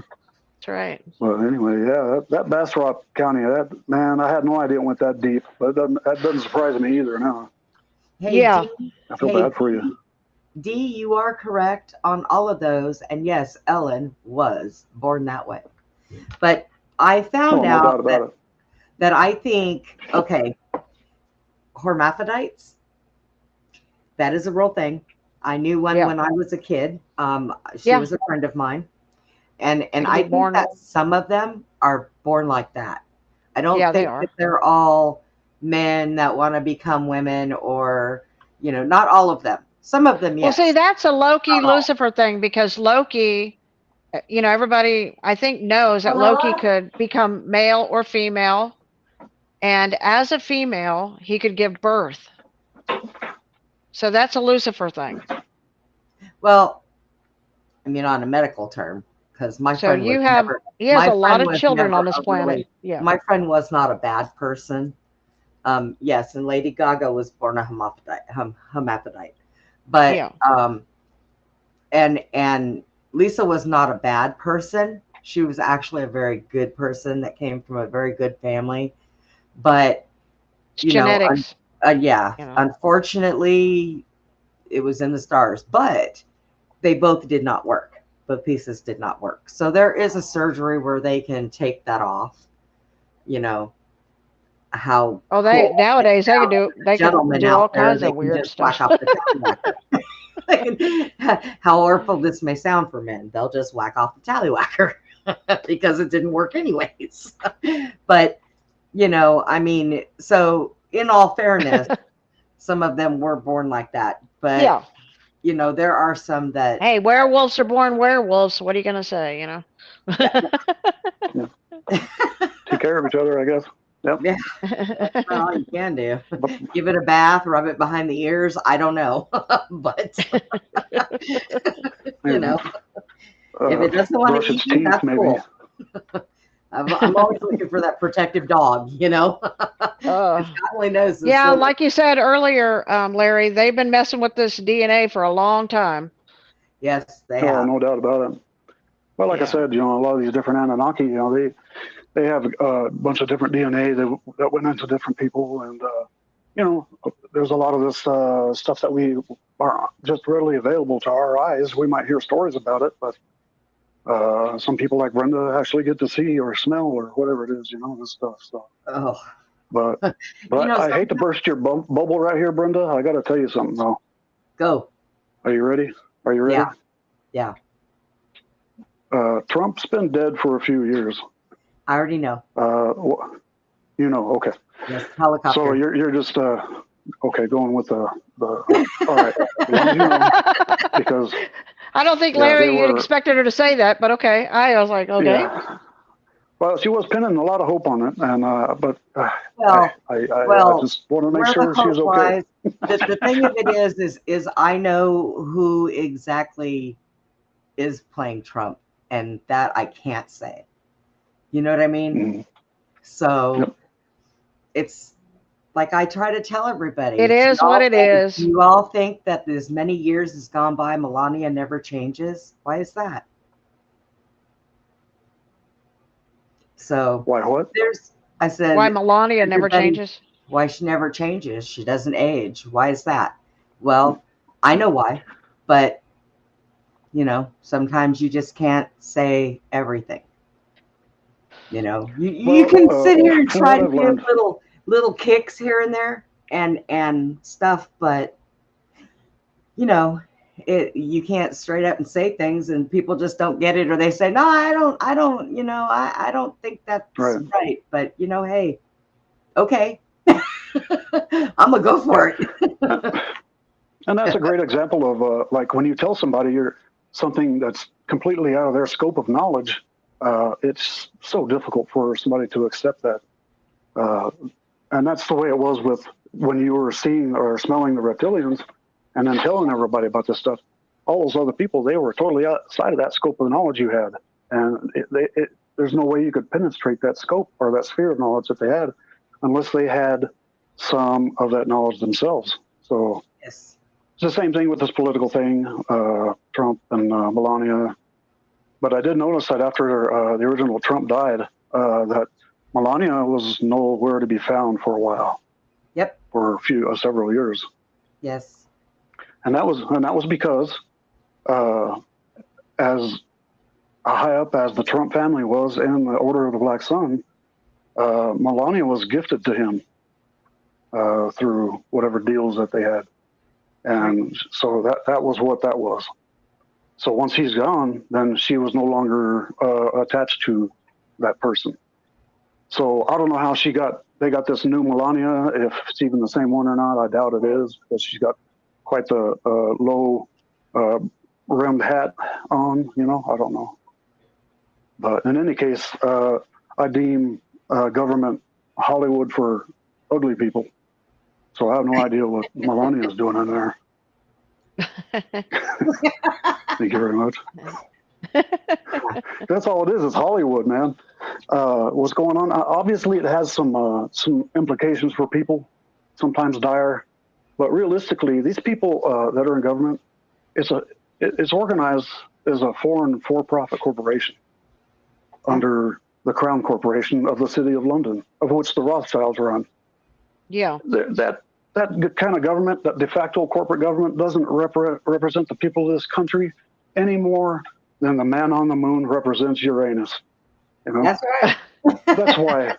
That's why we're in the crap zone we're in here. Mm-hmm. That's why we don't get help in Western North Carolina. That's why we don't get help in Eastern Tennessee, and that's why they burned up Hawaii and Paradise and Palisades and L.A. You know, all they're doing is they got their back scratched, so now they're scratching somebody else's at our expense. I don't care who's president; it's all the same.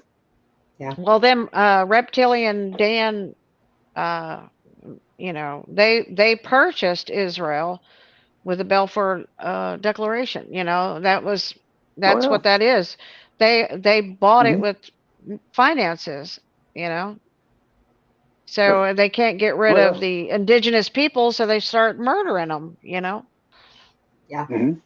Well, see, that's why one of the reasons I am what they call a state what do they call them, state national now. So I don't pay federal taxes or state taxes, or I don't even pay Social Security or Medicare anymore because I am not a U.S. citizen. A U.S. citizen is basically a corporate slave, emboldened to that de facto corporate government, federal government. And they say if you reside in the United States, well, if you look up the definition of or the location of where the United States is located, it says it's in the District of Columbia. Do me or Oh, you or anybody else here reside in we the don't live District of there, Columbia? right? No, you are That's not like a the U.S. Vatican citizen City. Yeah, unless you choose to be. Yeah, little tiny unless you area. choose to be. But most people, and I was in the same boat. I had my birth certificate sent off, and they gave me a Social Security card and said, well, "That's who you are." And I said, "Okay." And so did everybody else practically on this in this country.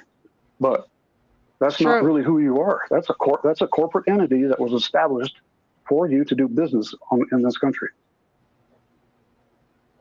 And also, if you accept your citizenship, then all you have are the privileges that are doled out to you through the Constitution of the District of Columbia. The Constitution of America, the Republic of America, does not apply to you. But Well, that unless you rabbit hole separate gets yourself deep, doesn't out, it, Larry? unless you tell them who you really are, that you were born on the unincorporated land of whatever state you were born in, then you are protected by and given the rights due from that Constitution of the Republic. So there's actually two governments for the country. There's two governments for each state, two governments from each county, and two governments for each town and city. Wow. Which one do you want to fall under? Wow. But that's how true. they were able to control everyone. Yeah. I'm looking for a big mothership to come take me off this rock. So this whole thing that we're seeing, this dark state thing, and all the control systems have been in place for so long, they're bellying up, man. I mean, there's going to be some crazy stuff that unfolds because it's all unwinding, but just grin and bear it. It's just something that has to happen before things get a lot better for us.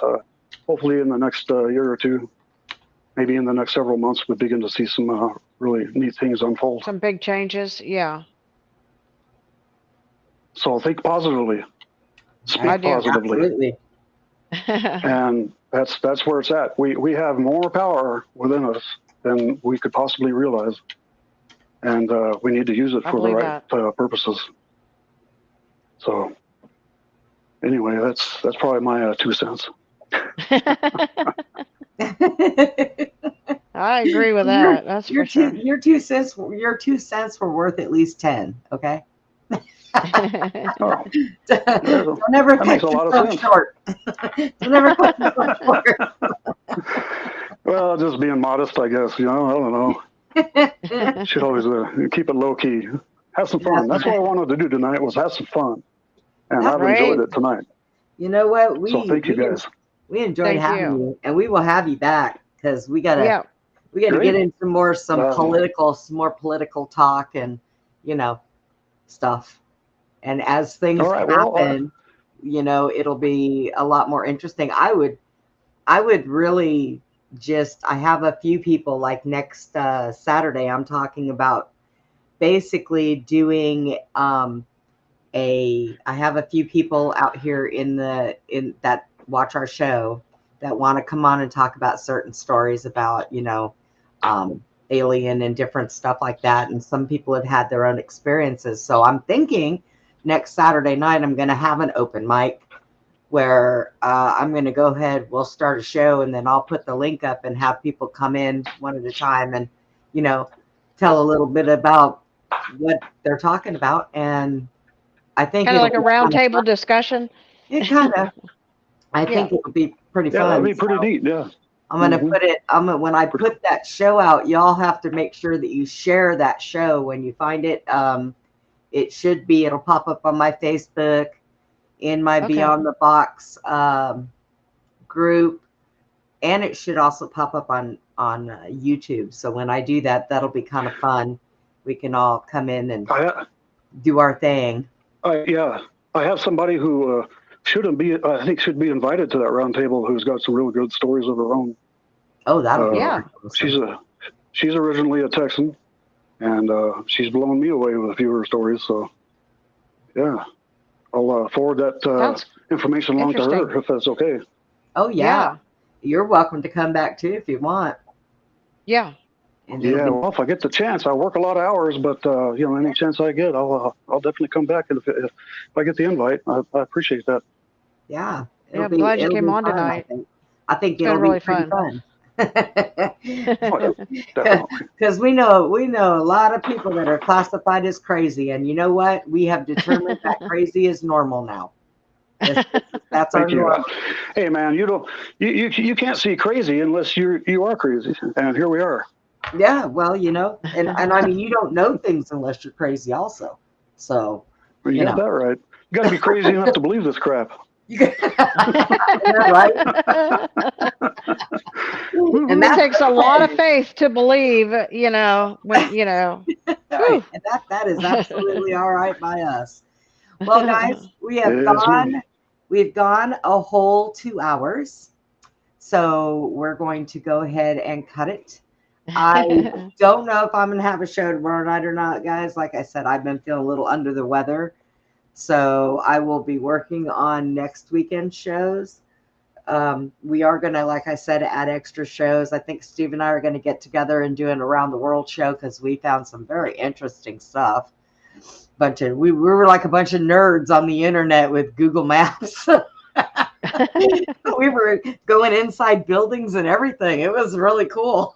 So we. Hey, I just wanted to. Where'd we go, Steve? Also Romania. wanted to thank all the. Yeah, I wanted to thank all the commoners on here too, man. You got quite a showing. You know, good people here. Yeah, we have a So good thanks for group. coming, and We yeah, don't it's have awesome.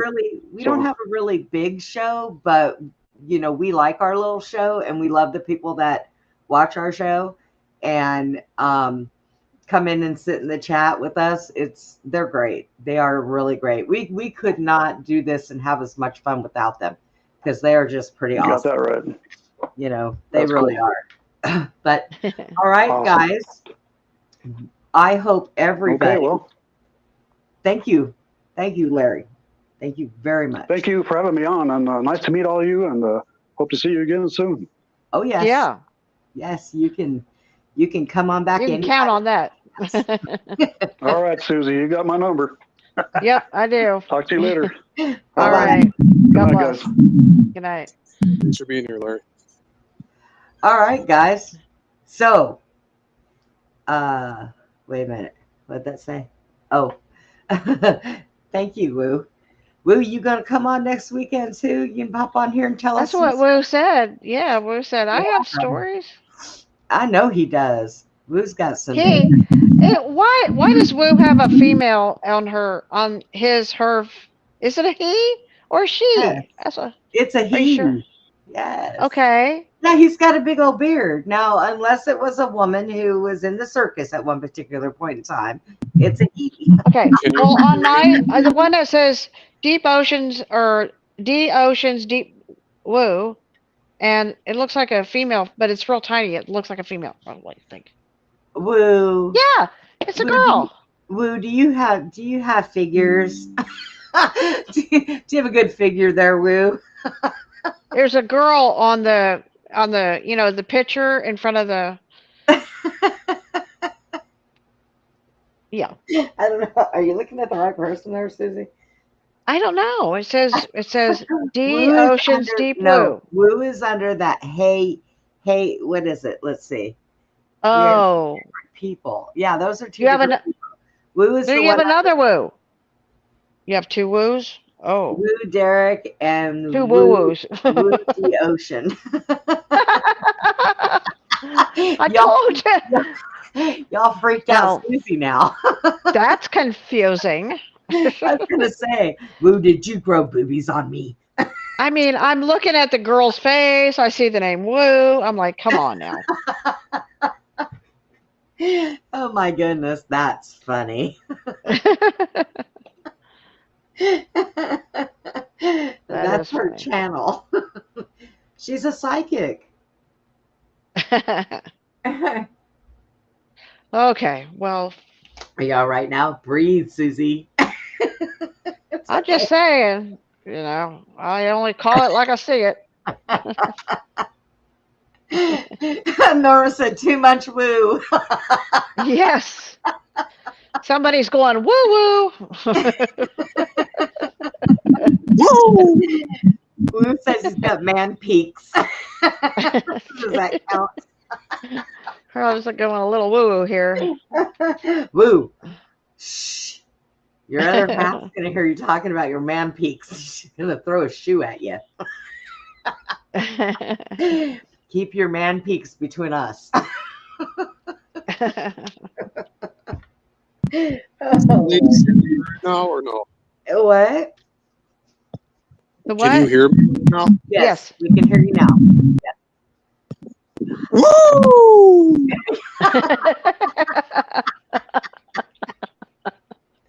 You had to do that. Jason, Steve's out shopping. Norma says Woo keeps them pecs undercover.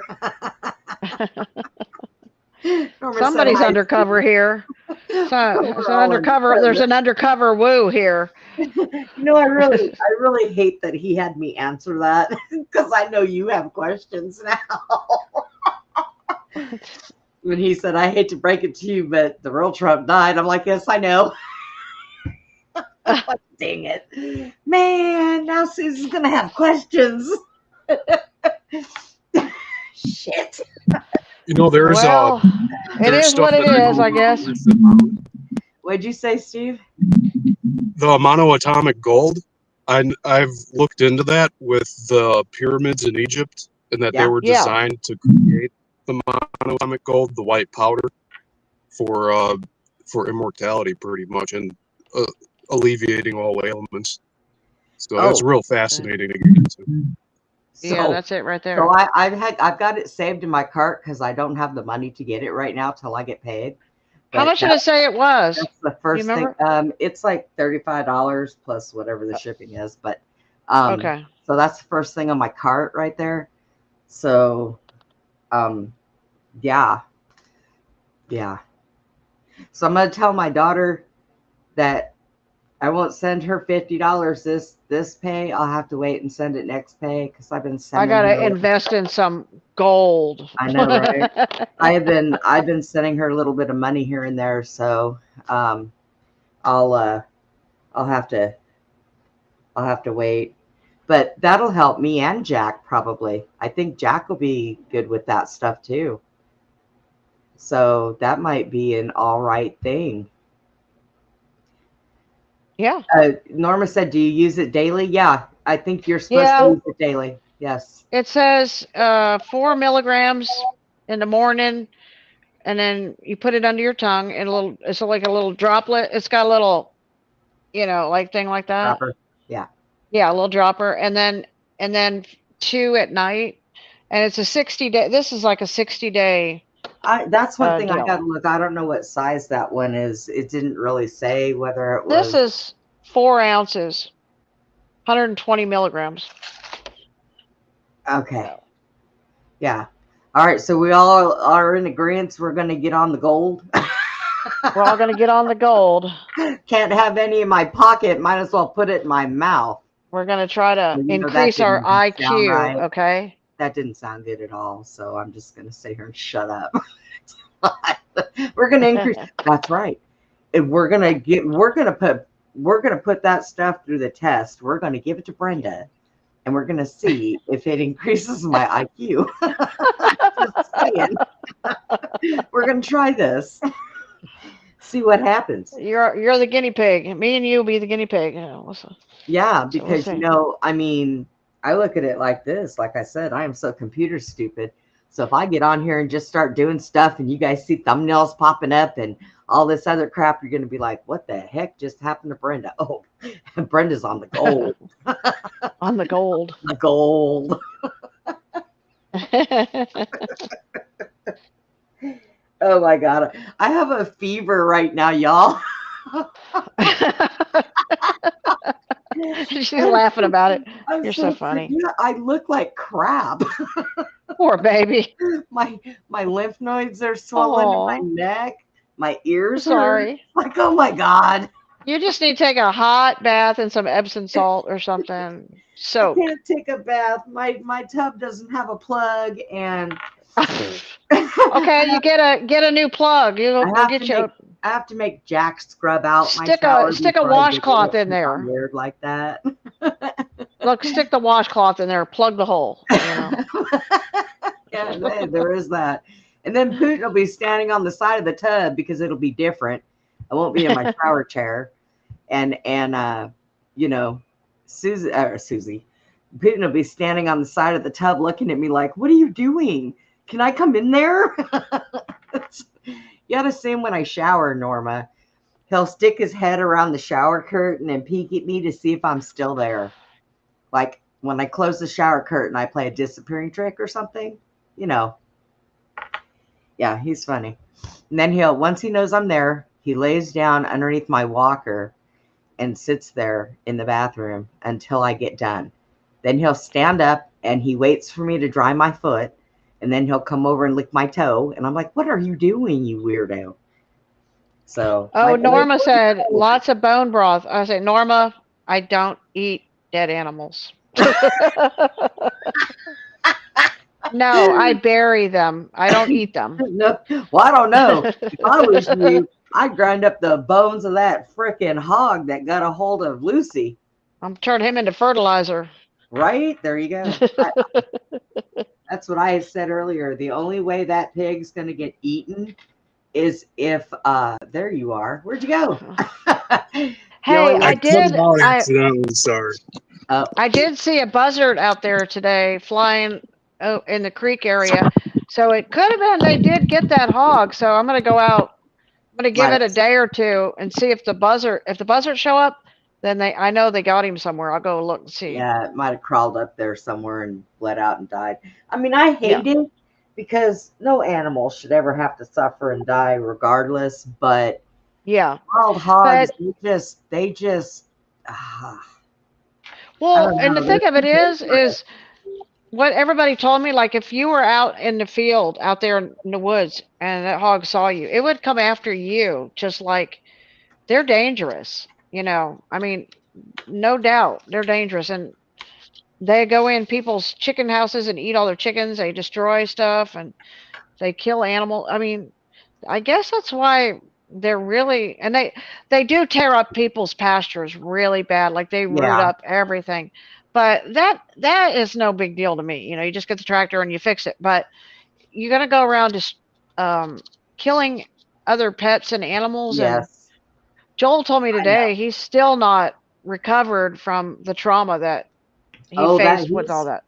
He's going to be traumatized from that for a while because he said he couldn't sleep. Well, yeah, because the adrenaline that he expressed out of his body when all that was happening, and it was his dog that he was close to. I mean, he would have probably been like that with any of the animals, but because it was his dog. Yeah. And that adrenaline. Well, that dog is like his child or something. His muscles are going to end up bothering him and hurting him too. Yeah, and I told him today, I said, now you know how I feel about you, okay?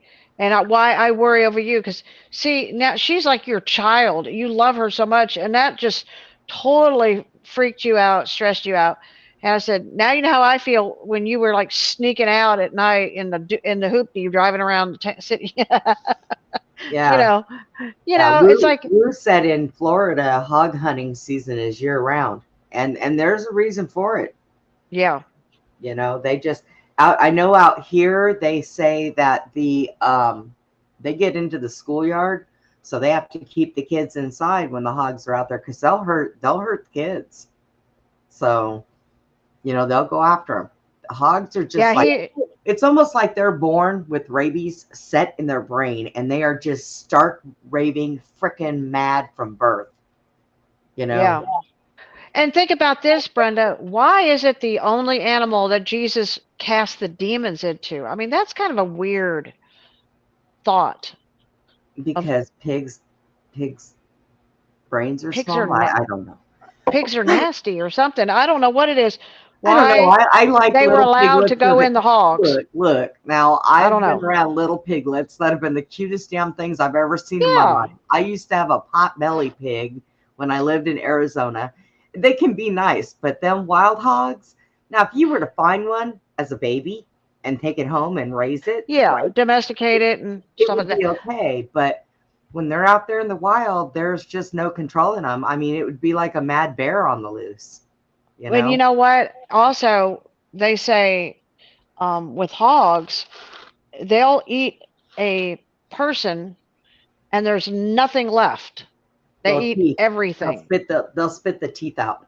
That's it. But they'll and that's why James Files said the day before he shot Kennedy, he was in Fort Worth, and him and another, mobster dude, they ate at the Pancake House in Fort Worth, and then that morning they had to go take care of a guy, and they fed him to the hogs, and the hogs took care of him. Yeah. And this is how they got rid of a lot of their, right, businesses. Yeah. And a lot hogs of people are.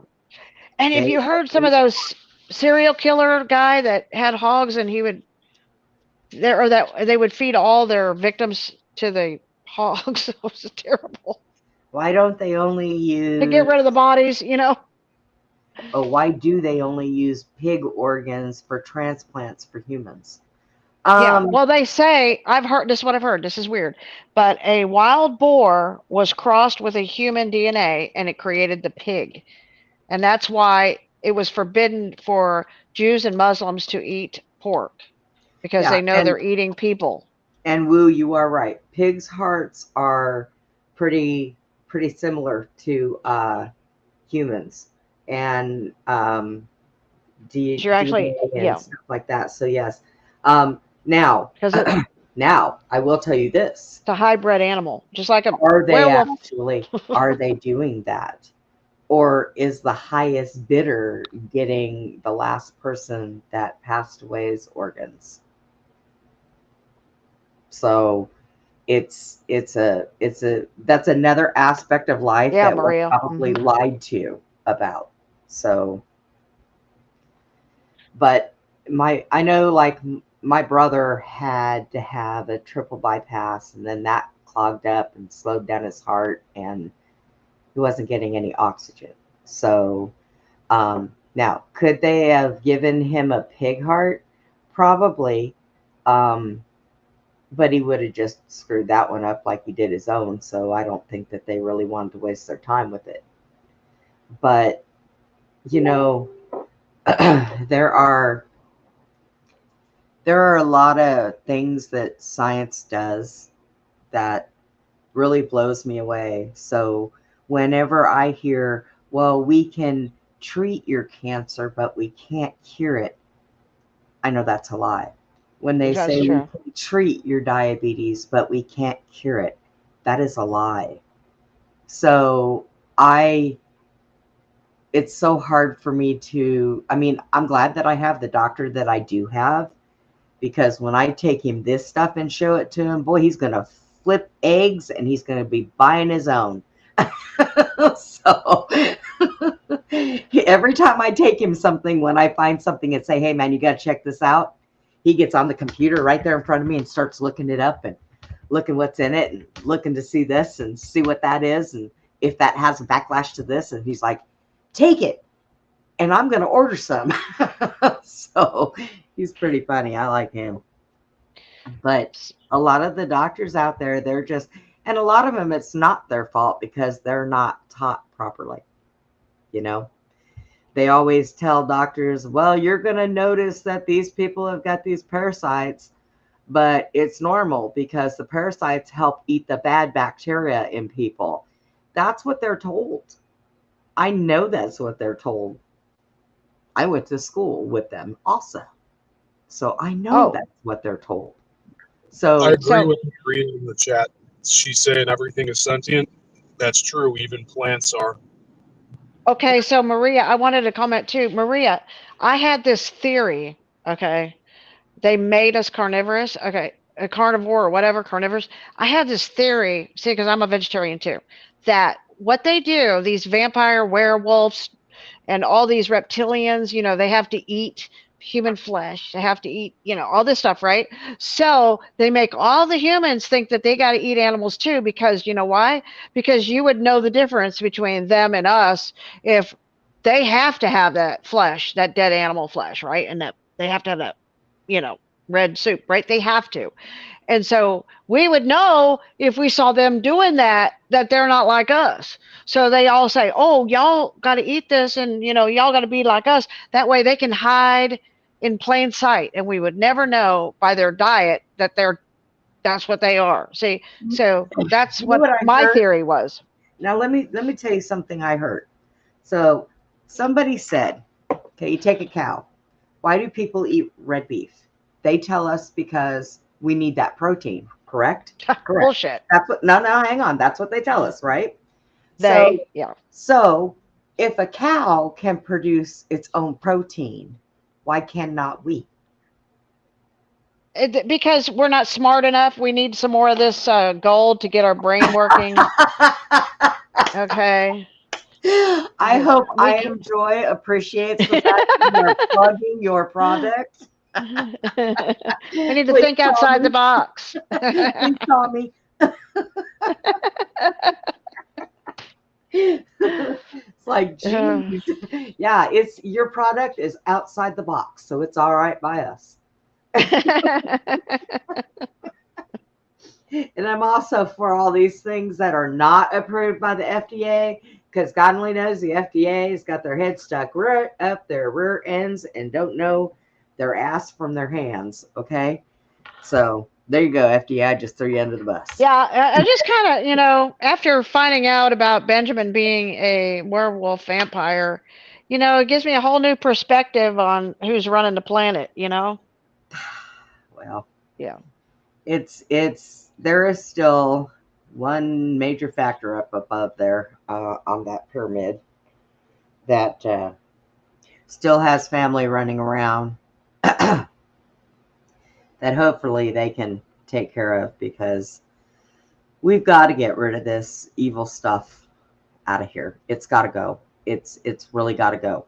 We have to get everybody on the proper mindset, and people don't realize that the things that are about to happen is stuff that nobody has really even read about in a history book.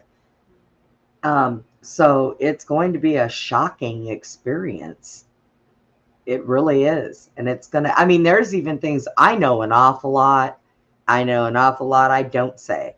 But there is a lot of stuff I still don't know. So it may be a little, I mean, it's not going to be a shock, but it may be a little surprising to me. Like, oh, really? Whoa. But nothing ever really shocks me anymore. I'm just saying. I'm just saying it doesn't shock me. Right. So it's one you of those. You do pretty good. Yeah. I mean, I try. My brain does work, believe it or not, sometimes when it really wants to, when it doesn't have that ache. Norma says, could you give a hint? A hint? A hint. She didn't ask for an answer, just a hint. A hint. Like a clue. Like, okay, we're going on a treasure hunt. Blue suede shoes. Okay. That's a hint? That's a hint. Okay. Steve is smiling and bobbing his head. You must be Okay, listening to music, Steve. Blue suede shoes. Can you give another hint, Brenda?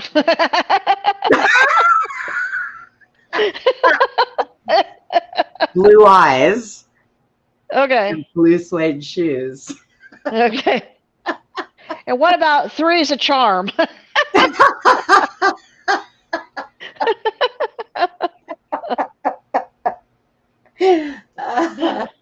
Oh, better than a blue dress or a blue roof. No blue dresses. No blue dresses.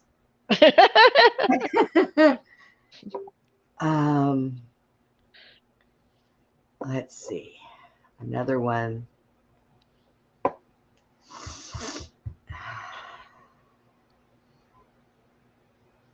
Okay. Guitars. Oh. Okay. Do you need more, Susie? I'm good. It's so easy to do, but I know. I'm I know good. I'm good. I'm good now. Okay.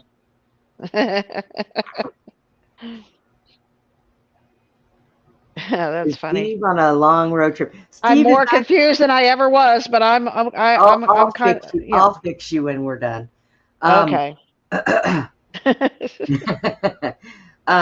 Steve is not on a long road trip. He went to Walmart, a couple of them, right, Steve? Yeah. He's going hunting. So Norma says, got it. Look for Three was a things that charm. move my collection, but I also look for inventory for my eBay store. So I'm out quite a lot, actually. Yeah. Out shopping for the business, for your little home business. He's our better part of Amazon. He shops while we're online in 14-degree weather. 14. That's not fun. Weather. Yeah. It's currently 22 degrees out. Oh my God, it went up. It's 28 here, so.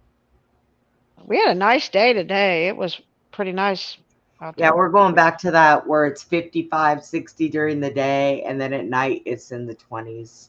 Wait, that was my computer. Let me not go by that. Let me look here. Norma, no Pokemon here. I stopped that a long time ago. Luke says, no 25 Timu. years ago, I stopped that. It's 43 here. It's 43 here now. So yeah. Okay. It's a good one. We should be a couple degrees cooler, so let's see what we're at.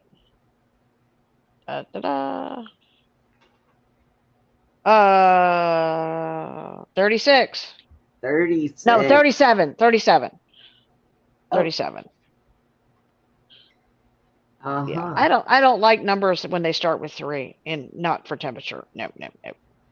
They got to be at least 4 and up. Right? 29 in Florida. Oh.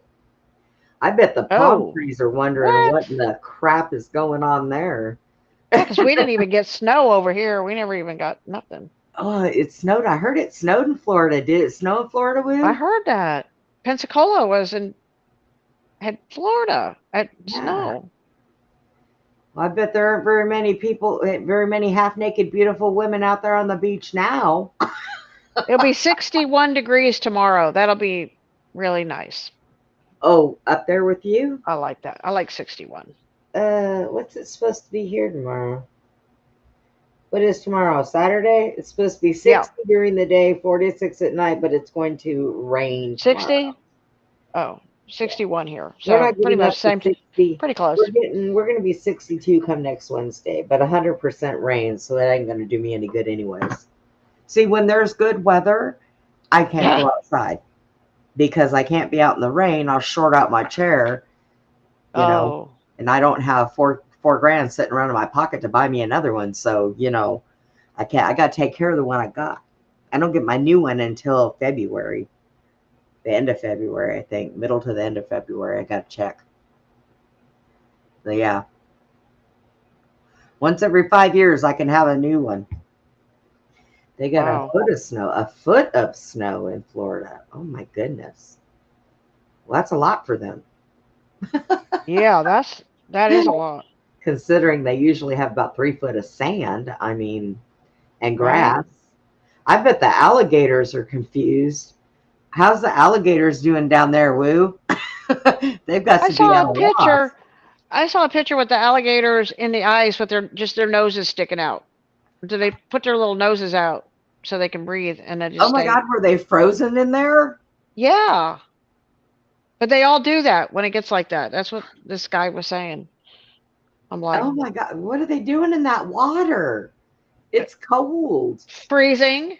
You think they would be like digging a hole out there in the golf course or something, sitting in the sand pit or you think they'd be headed to Florida, but oh yeah, they are in Florida. No. They would be headed to Texas with the rest of their brothers down here. We've got them down here too. I don't think they're as big down here as they are in Florida. Well, they have alligators here. They have alligator and crocodile down there because a lot of people turn crocodiles loose out there, and the crocodiles get real big. Well, I think if I had one as a little baby, when I was in Florida, I used to get chased by alligators. It was kind of scary. I would get me one as a little baby, and then as it got bigger, take it outside and stake it to my yard so that nobody would come and bother me, and just throw them a raw chicken every now and then. Here you go. They eat dogs. They eat kids. And, yeah, well, they wouldn't eat my dog. They wouldn't eat my. Well, my snake. When pretty fast. I used to have a red-tailed boa, and she was a big girl. She was 6 foot, and when I had her, that's what I used to have to feed her because I couldn't stand getting the rats and smacking their heads against the wall, and then they twitch. I didn't like that. So I would just go to the store and buy raw chickens and then just go throw her chicken and she would eat that. I couldn't do the whole rat thing. That freaked me out. So I was not okay with that because I've had rats for pets before, so I was not good with that at all. But yeah, I think with the alligators, I think you just do the same thing. I don't know what they feed them when they keep them in captivity. I think from what I've seen, probably chickens. Well, they do that. They give them big slabs of beef or something. I think I've seen them. I don't know. The crocodile hunter, John Denver, whoever he is now, he's not here, so I can't ask him. What do you feed my crockies? By crocky? What do you feed them? When I was in Florida at the university there, and there was like all kinds of people getting eaten by alligators. It was like all the time, and dogs all the time go down by the water. Yeah, it's real common down there. Oh, yeah. You just don't hear about it that much, but it happens a lot. Look at what Wu said. He's in a place where they have got alligator farms and tons of haunted places in Florida. Chicken. Yeah, Norma said that chicken. Yeah, I heard it. I think it was chicken. They throw them chickens. Yeah, why not? Yeah. Yeah, they can raise a lot of chickens pretty cheap. Yeah, chickens are pretty cheap. Hatch the eggs and raise them, yeah. By the handful. You got to kind of control those because if you don't, then we'll have an overabundance of chickens running around everywhere, tearing up everybody's yards. No, it's just that they mass breed these, or they mass produce chickens for the industry. So that's why there's so but if nobody ever ate chicken anymore, then what would happen to those chickens? Chickens are good for eggs, you know. Chickens are good for eggs. And chickens, let me tell you something about turkeys and chickens. Buck had a 5,000-acre ranch in Bastrop and bought it back in the 30s. Back in the 30s, they had a woman that had a big turkey farm, and she would take her turkeys to all the ranches, and then the turkeys would eat all the grasshoppers and the army worms, and it was natural way. She'd come out there and turn all the turkeys loose, and they'd go and eat all the insects. So this is what they used to do instead of using pesticides, is they use Yeah. the birds, The and the wildlife the birds are preserve, what eat the bad insects. the wildlife preserve that we have set up out here, where we have the shooting ranges out there with it, and we just are away from the animals. They have wild turkeys out there, and it's so funny because when we're out there and we're shooting, they'll actually come out and they'll stand there and stare at us and turn their head sideways, and the gunshots don't even bother them. They'll just sit there and look at us, and we're like, "Go on with yourself, stupid turkey." They look so dumb just standing there. Who has a question for Steve? Do you believe that the global elites are working with aliens in secret? Steve, Of course. Woo has a question for you. Woo says, do you believe that the global elites are working with aliens in secret? In secret. Absolutely, yes. I believe that. Yeah. I think the bad ones. The bad ones. Yeah. Yep. Don't doubt it. With multiple, not just one. Yeah, not just one kind. Well, we have multiple bad ones in all forms. So, yeah. I think it's, from what I heard, it was from it as early as the 1940s, maybe Let's 50s. just say from the beginning of time. Yeah, that too. Yeah. Well, I'm just talking about like our current cycle here. Yeah. We have a current cycle. Good Lord. Yeah, we do a current timeline. I'm telling you, I think Steve was right. This is really only 2012. I think that we're backwards. I think somebody threw us ahead of time somewhere and they weren't supposed to. So, you know what's good about that? We've been hoodwinked. Is I'm really not the age I am. Ha! Oh, there you go. None of us are. Steve, are you even legal? Time doesn't exist. We don't acknowledge time. Yes. It's a figment of our imagination. I'm 23 indefinitely.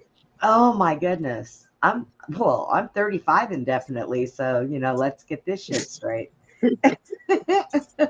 Susie acts like she's 25 years old out there wrestling with horses and hogs and building houses, and look at her.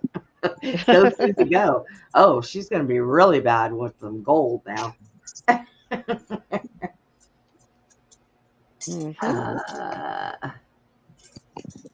They are scum. Yeah, Did you guys catch that thing when Trump turned around and said the green new scum, or the green new fake deal? The what? What exactly? How did he say it? He was talking about the Green New Deal and he called it scum or scam. The green new scam. That's what he said. The green new scam. Yeah. Okay. He said, I'm stopping that. You can buy whatever car you want. You're going to have no electric car. Elon, you better build more rockets, dude. Your cars are going to take a downfall. Oh. Just saying. I don't know. I mean, some people, I don't mind, like, I've seen these little itty bitty electric cars that kind of look like golf carts with the whole car type thing. Now, I wouldn't mind that for myself because, well, I have one leg. I don't belong on the road in car anyways. Yeah, I could probably take a few things out driving with my left foot. Hybrids. Hey, I love my robotic vacuum cleaner. I thank God for that. Susie discovered the Roomba. Yes. Susie discovered a Roomba. Okay. Now, thank you, Jesus. I couldn't put it in my house because my dogs would try to attack it. My cat would flip out because when I plug in my vacuum and I try to vacuum, Tucker comes over and gets mad at the vacuum and bites at it and tries to grab it away from me. Putin was okay with it until Tucker started barking at it. And then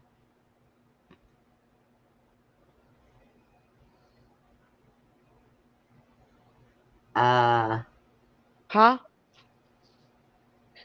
What? You went blank there for a second. What?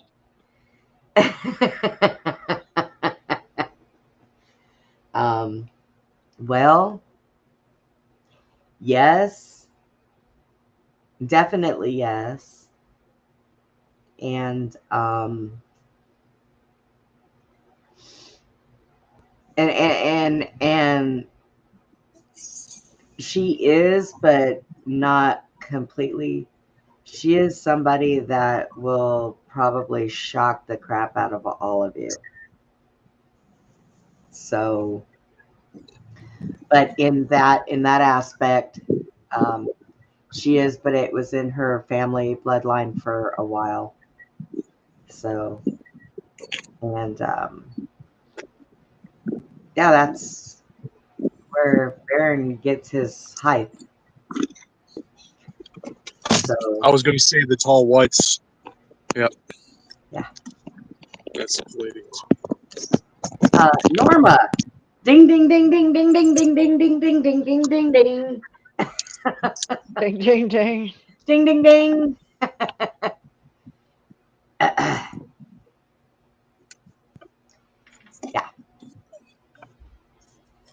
And that's what people don't know, where she came from. And well, that's where she came from. So I've also heard of the blue avians. Those are also a race that we're in contact with. Blue? The blue avians. Blue avians. Yes. Mm-hmm. Well, guys,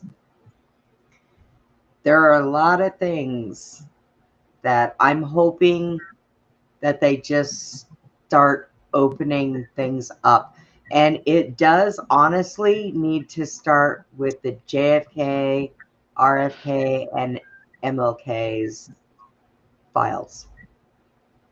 Because when those open up, you're going to see some different things with those that people would have never really known or imagined. And I heard they were released today. Well, they are releasing them, but somebody needs to take them, and I think Cash Patel is going to take them, and he's going to do like a thing and go over them and read them out to people. So, at least I hope so, because not everybody has access to websites to be able to pull them up. Believe it or not, I know we have the internet, but there are some people that just don't know how to do this. So, yeah, there's a lot of things. Oh, so much. Oh, so much. Different things. That's very interesting, God Aliens. Well, they have been saying that this is a great time to be alive, and they're actually correct, because there's going to be some things that are going to come out that are just going to completely blow people's minds. We all chose this time to be alive. Mm-hmm. And we're all experiencing this together. Yeah. So, and now Norma, look at who you mentioned. Look at who you mentioned, and think about how mystical she looked also. So, yeah. And someday I want out of here. Norma says someday I want out of here. Not right now. This is the most exciting time. You may change your mind, Norma. If things happen the way they're supposed to happen, you may change your mind. You may say, "Oh, this is cool." Dang it. Dang it. There's a star cluster that's in the sky.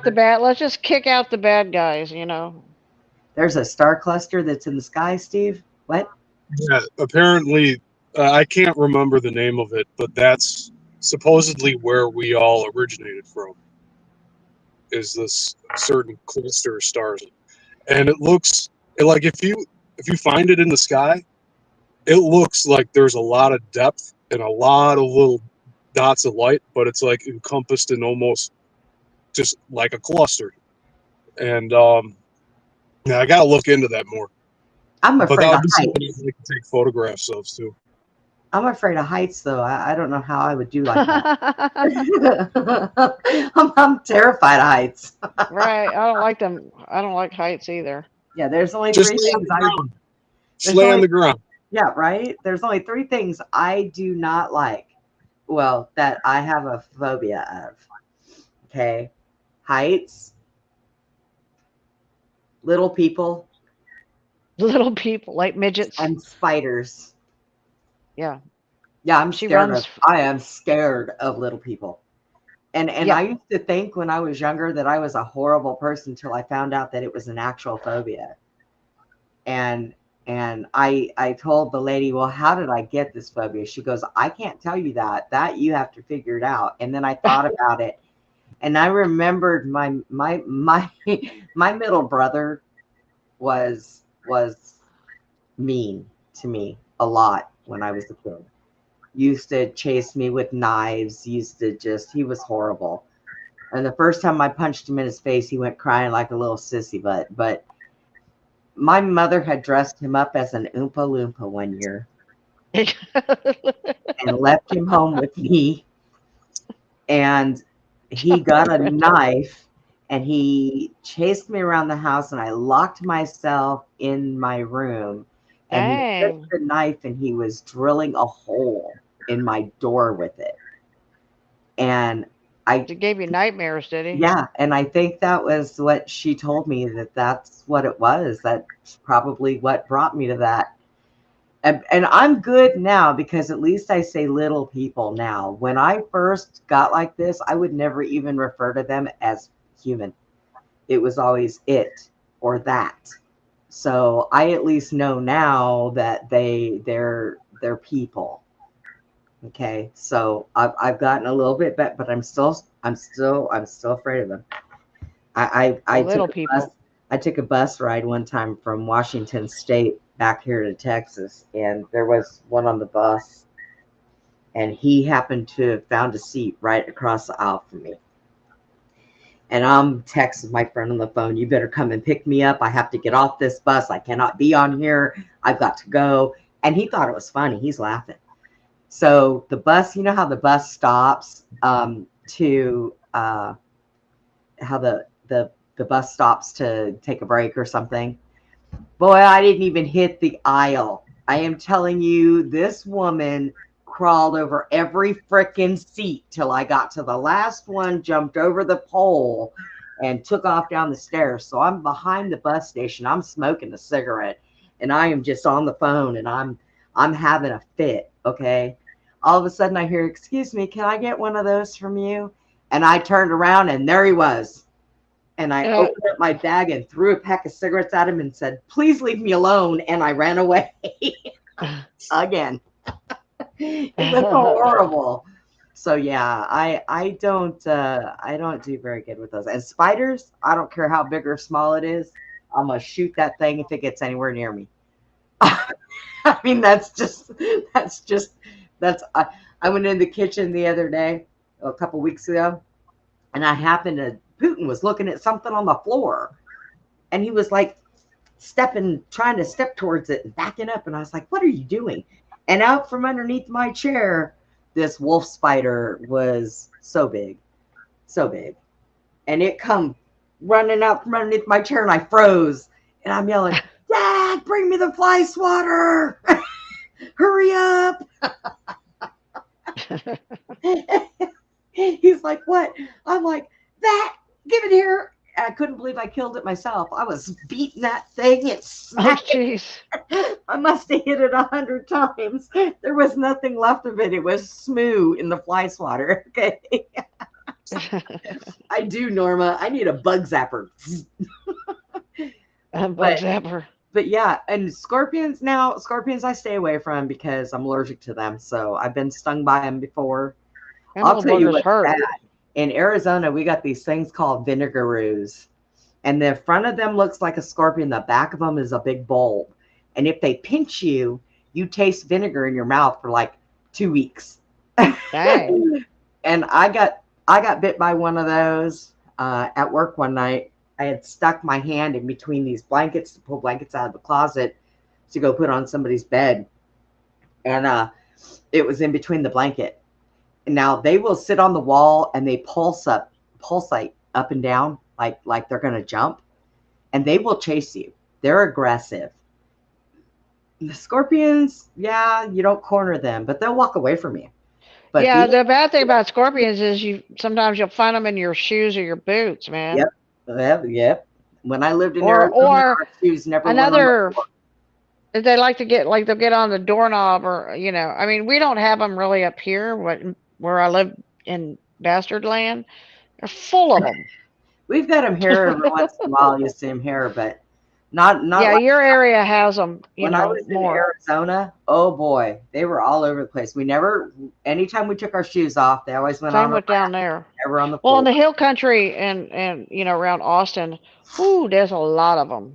Yeah, and even when we put our shoes on a rack, anytime we went to put them on, we would slap them and shake them. They always check your shoes. Yeah.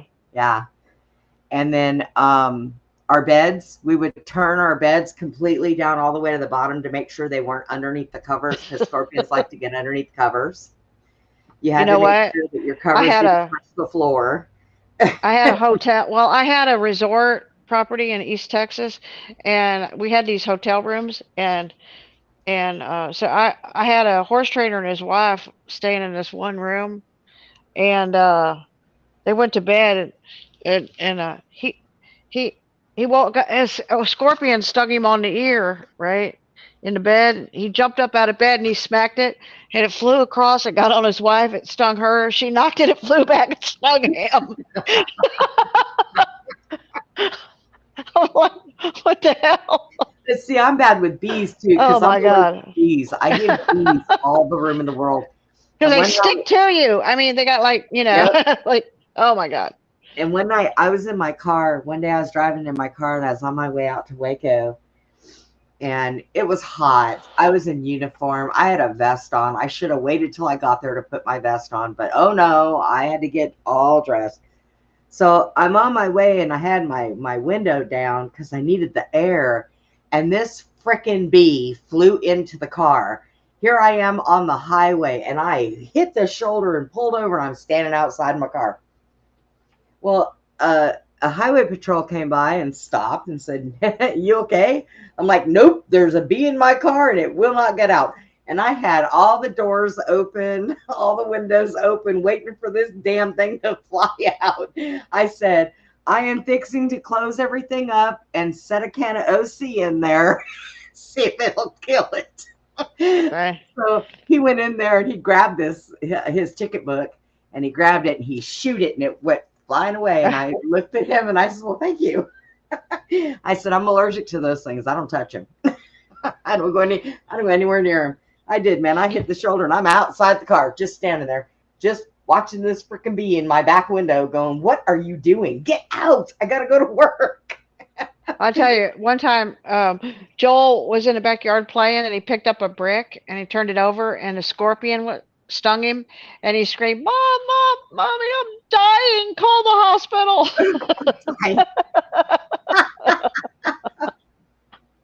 You're not dying, Joel. He goes, "I'm dying." I'll tell you, when I first moved to Arizona, I had a job working at Walmart. And I worked in the pet department because I didn't want to deal with people. So I'm in the back and I had climbed the pallets and I was taking 50-pound bags of dog food and chucking them down so I could load the spot, right?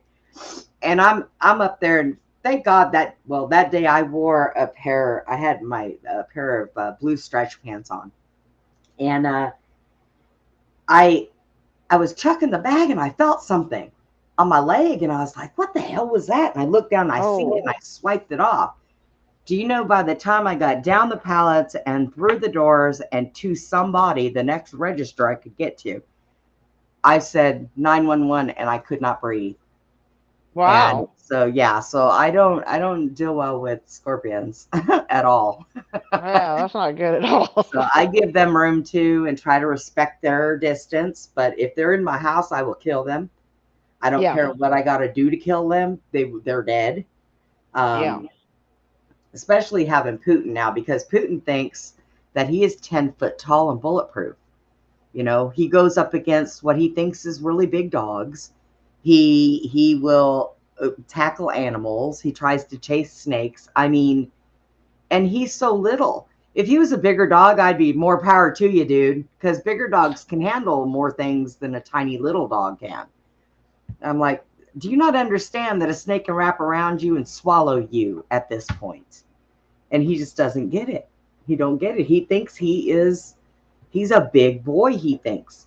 He thinks he's a Rottweiler, but don't tell him, because he might get upset if you tell him, no, dude, you're a Chihuahua. Don't tell him.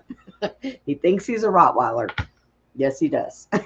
So, but yes, we have brown recluses. Yep, we have those here too. Those, I don't really see a whole lot of them. I have never had any encounters with them, but yeah, you know, and I've lived down here my whole life, pretty much, or most of my life. Yeah, since I was 20. I've seen them. In the old place where I lived before we moved here, I seen one or two of them there, but we kill those right away. I don't even play with those. Those, you know. Now, daddy long legs, they can live in my house all day long because they'll eat stuff like that. So those I don't mind. Now, those spiders, they're cool. Black widows, I don't like. Yeah. Black widows, I don't do. Nope, those have to be killed too. And everybody says, well, wolf spiders are not poisonous to people. No, but I'll tell you what, they still do pack a damn bite that will really hurt. And I don't like those things. And they jump. Pretty much all spiders can give you a bite, as far as I know. I mean, well, yeah. Well, I'm not really a spider person. I don't like spiders. I don't like scorpions either. I don't like snakes unless they're a black snake, because a black snake will eat all the venomous snakes. Whose idea was it to create spiders? Who do you think? Satan. The false god of this world. The false god. He's like, let me. No, there's a story. There's this whole story about that Noah's Ark in one of the, before they condensed it down into the King James version.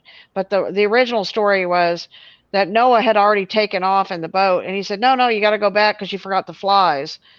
And so he had to go back to get like a whole swarm of flies. He said, because I got to use them to spread disease in the future. And so that's why he was called Lord of the Flies, the god that told him to carry the flies with him, But that's actually written in some of those Hebrew books. Yeah, legends. Yeah. Wow. Yeah. Because where do you see flies coming out of? Shit.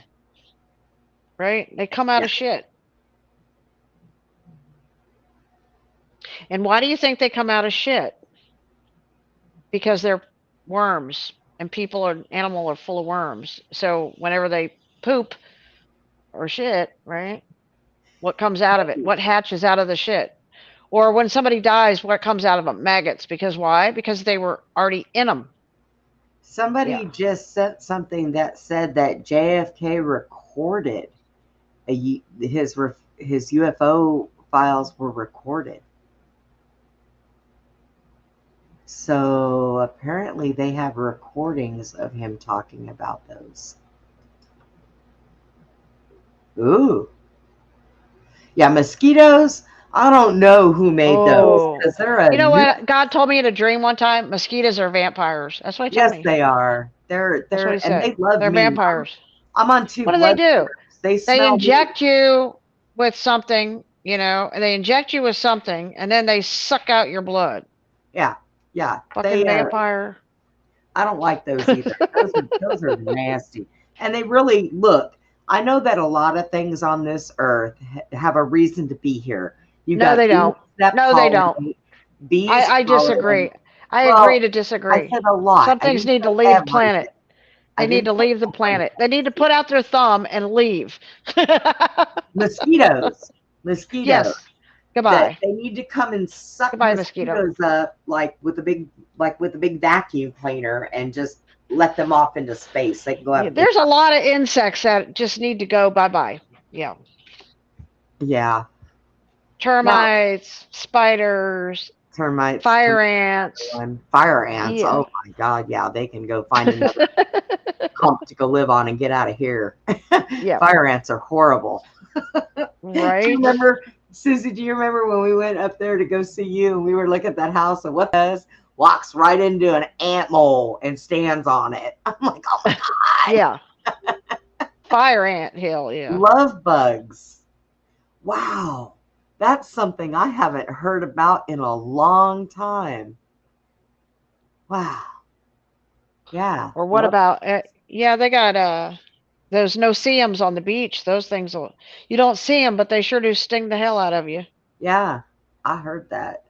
What they called them love bugs because supposedly their You bite know, when you they know what sting gets you, it kind of me? looks like lips or a kiss or something like that. Them little things. Some of them little insects are so ticks, fleas, fire ants. They're so little, but they're freaking deadly. Them things are like the enemy, man.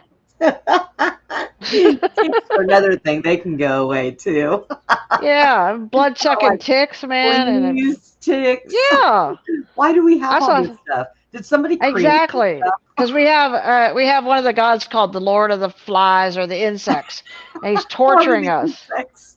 with these Now, things. now, I'm going to say this, and I know The Susie's probably no-see-ums. going to disagree, but I've had a Okay, couple of them that have hung around my house, and I love them. Praying what mantis. were they? Praying mantis. Oh, I don't. I praying mantises are cool. I always thought they were cool. Okay. I had one that used to live in my garage, and I I would mean, take it. I would they're kind ball of it. mean to each other, but they Well, kind of the female eats the male, which you know what? sorry. Me being divorced 3 times, I can agree. I should have thought about that. Just chewed their damn heads off and tossed them away. But Yeah, sorry, I always thought praying no mantises were point kind of intended. cool. What's Yeah, that? Do you I know like that them. there are mantis people? Yeah, Well, that's yes, right. there are. Insectoid people. And so now listen, I keep hamburger in my freezer just for that purpose because when they start coming up, I'm just gonna ball up hamburger like I did for the little guy in the garage and just throw it at him. They'll be so busy eating that I can get away. Get away. Right. Giant mantis. Here, take that. Here. That's right. So what do we do about the mantis people? They're telepathic, and they constantly want you to call them mother. Like ants. Yeah. They want us to call them mother. Yes. Whatever. Look at some of the stories about those things. It's kind of wild. Like they show They up can in dream people's on. rooms. Yeah. Yeah. They don't want me to call them mother because I'll be over there checking out their body. I'll call them I mother. don't see a vagina. I'll I call didn't them put that in mother. there. I'll call them mother effer. Susie, they're going to eat your head, okay? You can't make them eat your head, Susie. You mother effer. Get out of my room. Get behind me, Satan. Yeah. What about the no-see-em? That's what I said earlier. The no-see-ums are those little bugs on the beach. You can't see them, but they'll like start stinging you like a fire ant, They're in the sand. Yeah. They're painful little boogers. I wouldn't know what to do. Kind of like you know how people get I'm not what is it?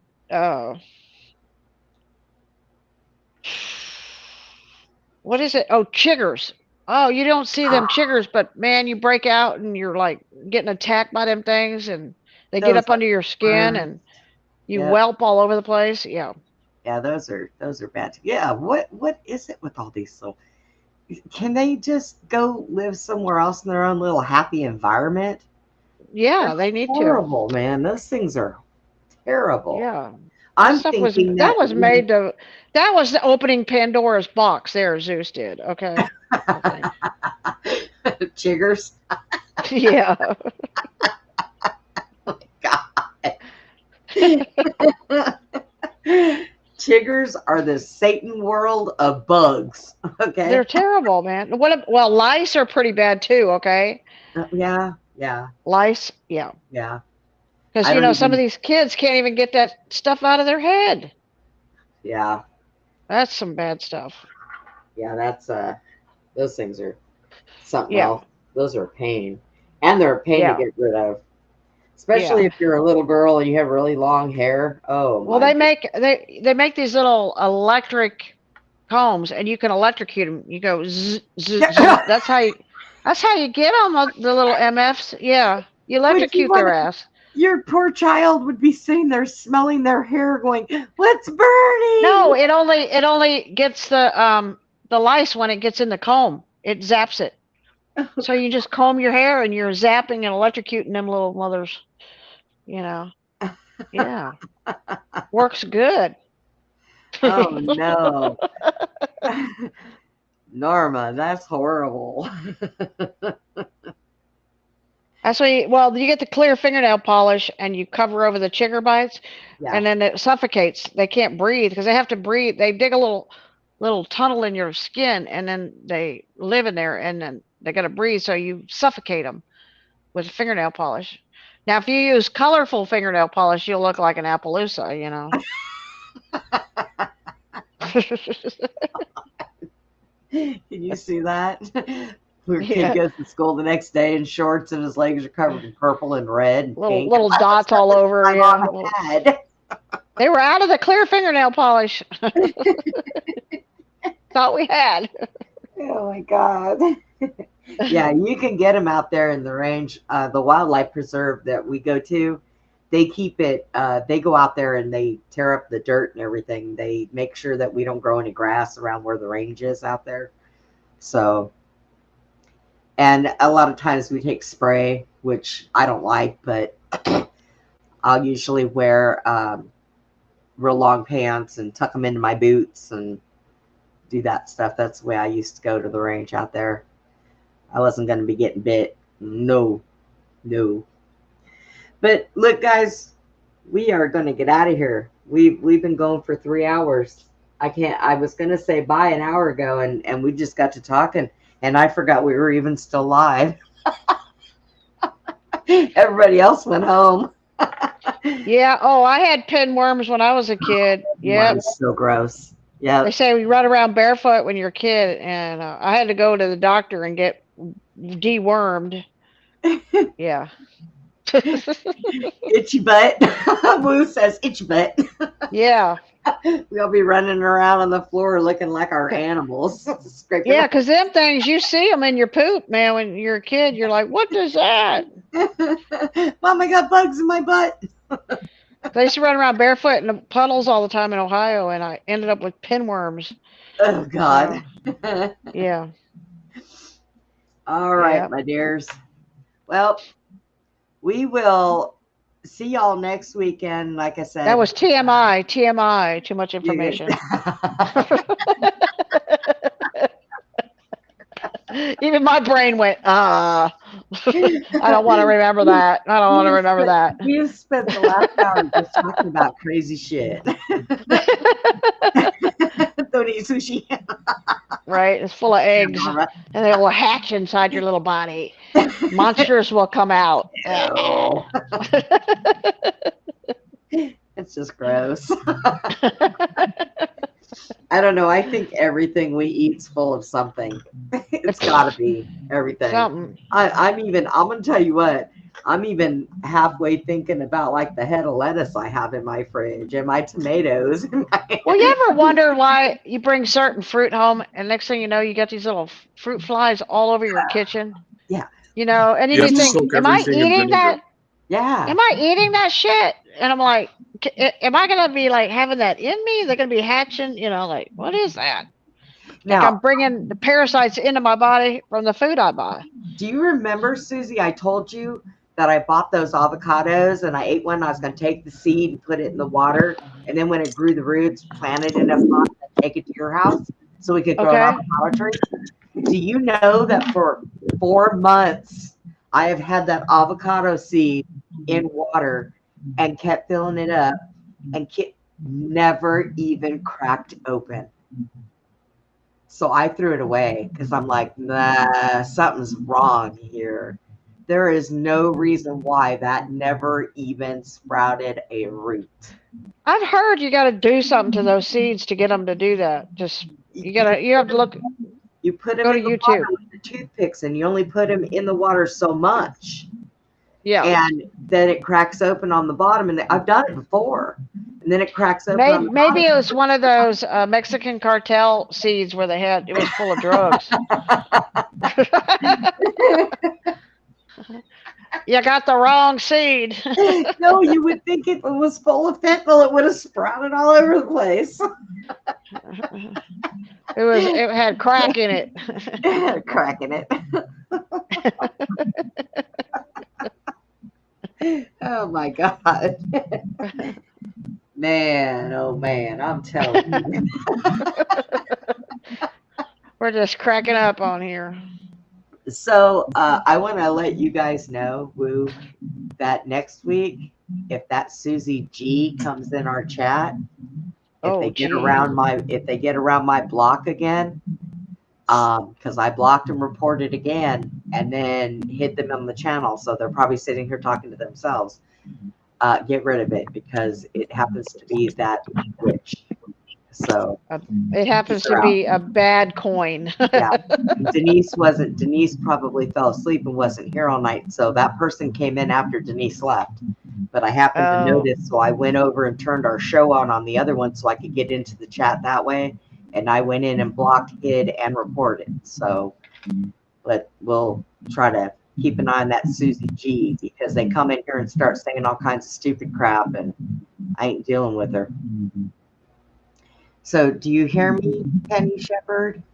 Stay out of my chat. I don't care what name you use. We know our people that you're not welcome here no more. Get behind me. You ain't welcome here no more, no more. Hit the road, Jack. Somebody take us out with that. With that song. But all right, guys, we're going to let you go. So have a good rest of your weekend, and we will see you next weekend. Bye, guys. Have a good week. Have a good night. Yes, have a great, blessed, wonderful week. Yes, please be kind to one another, and we'll see you around.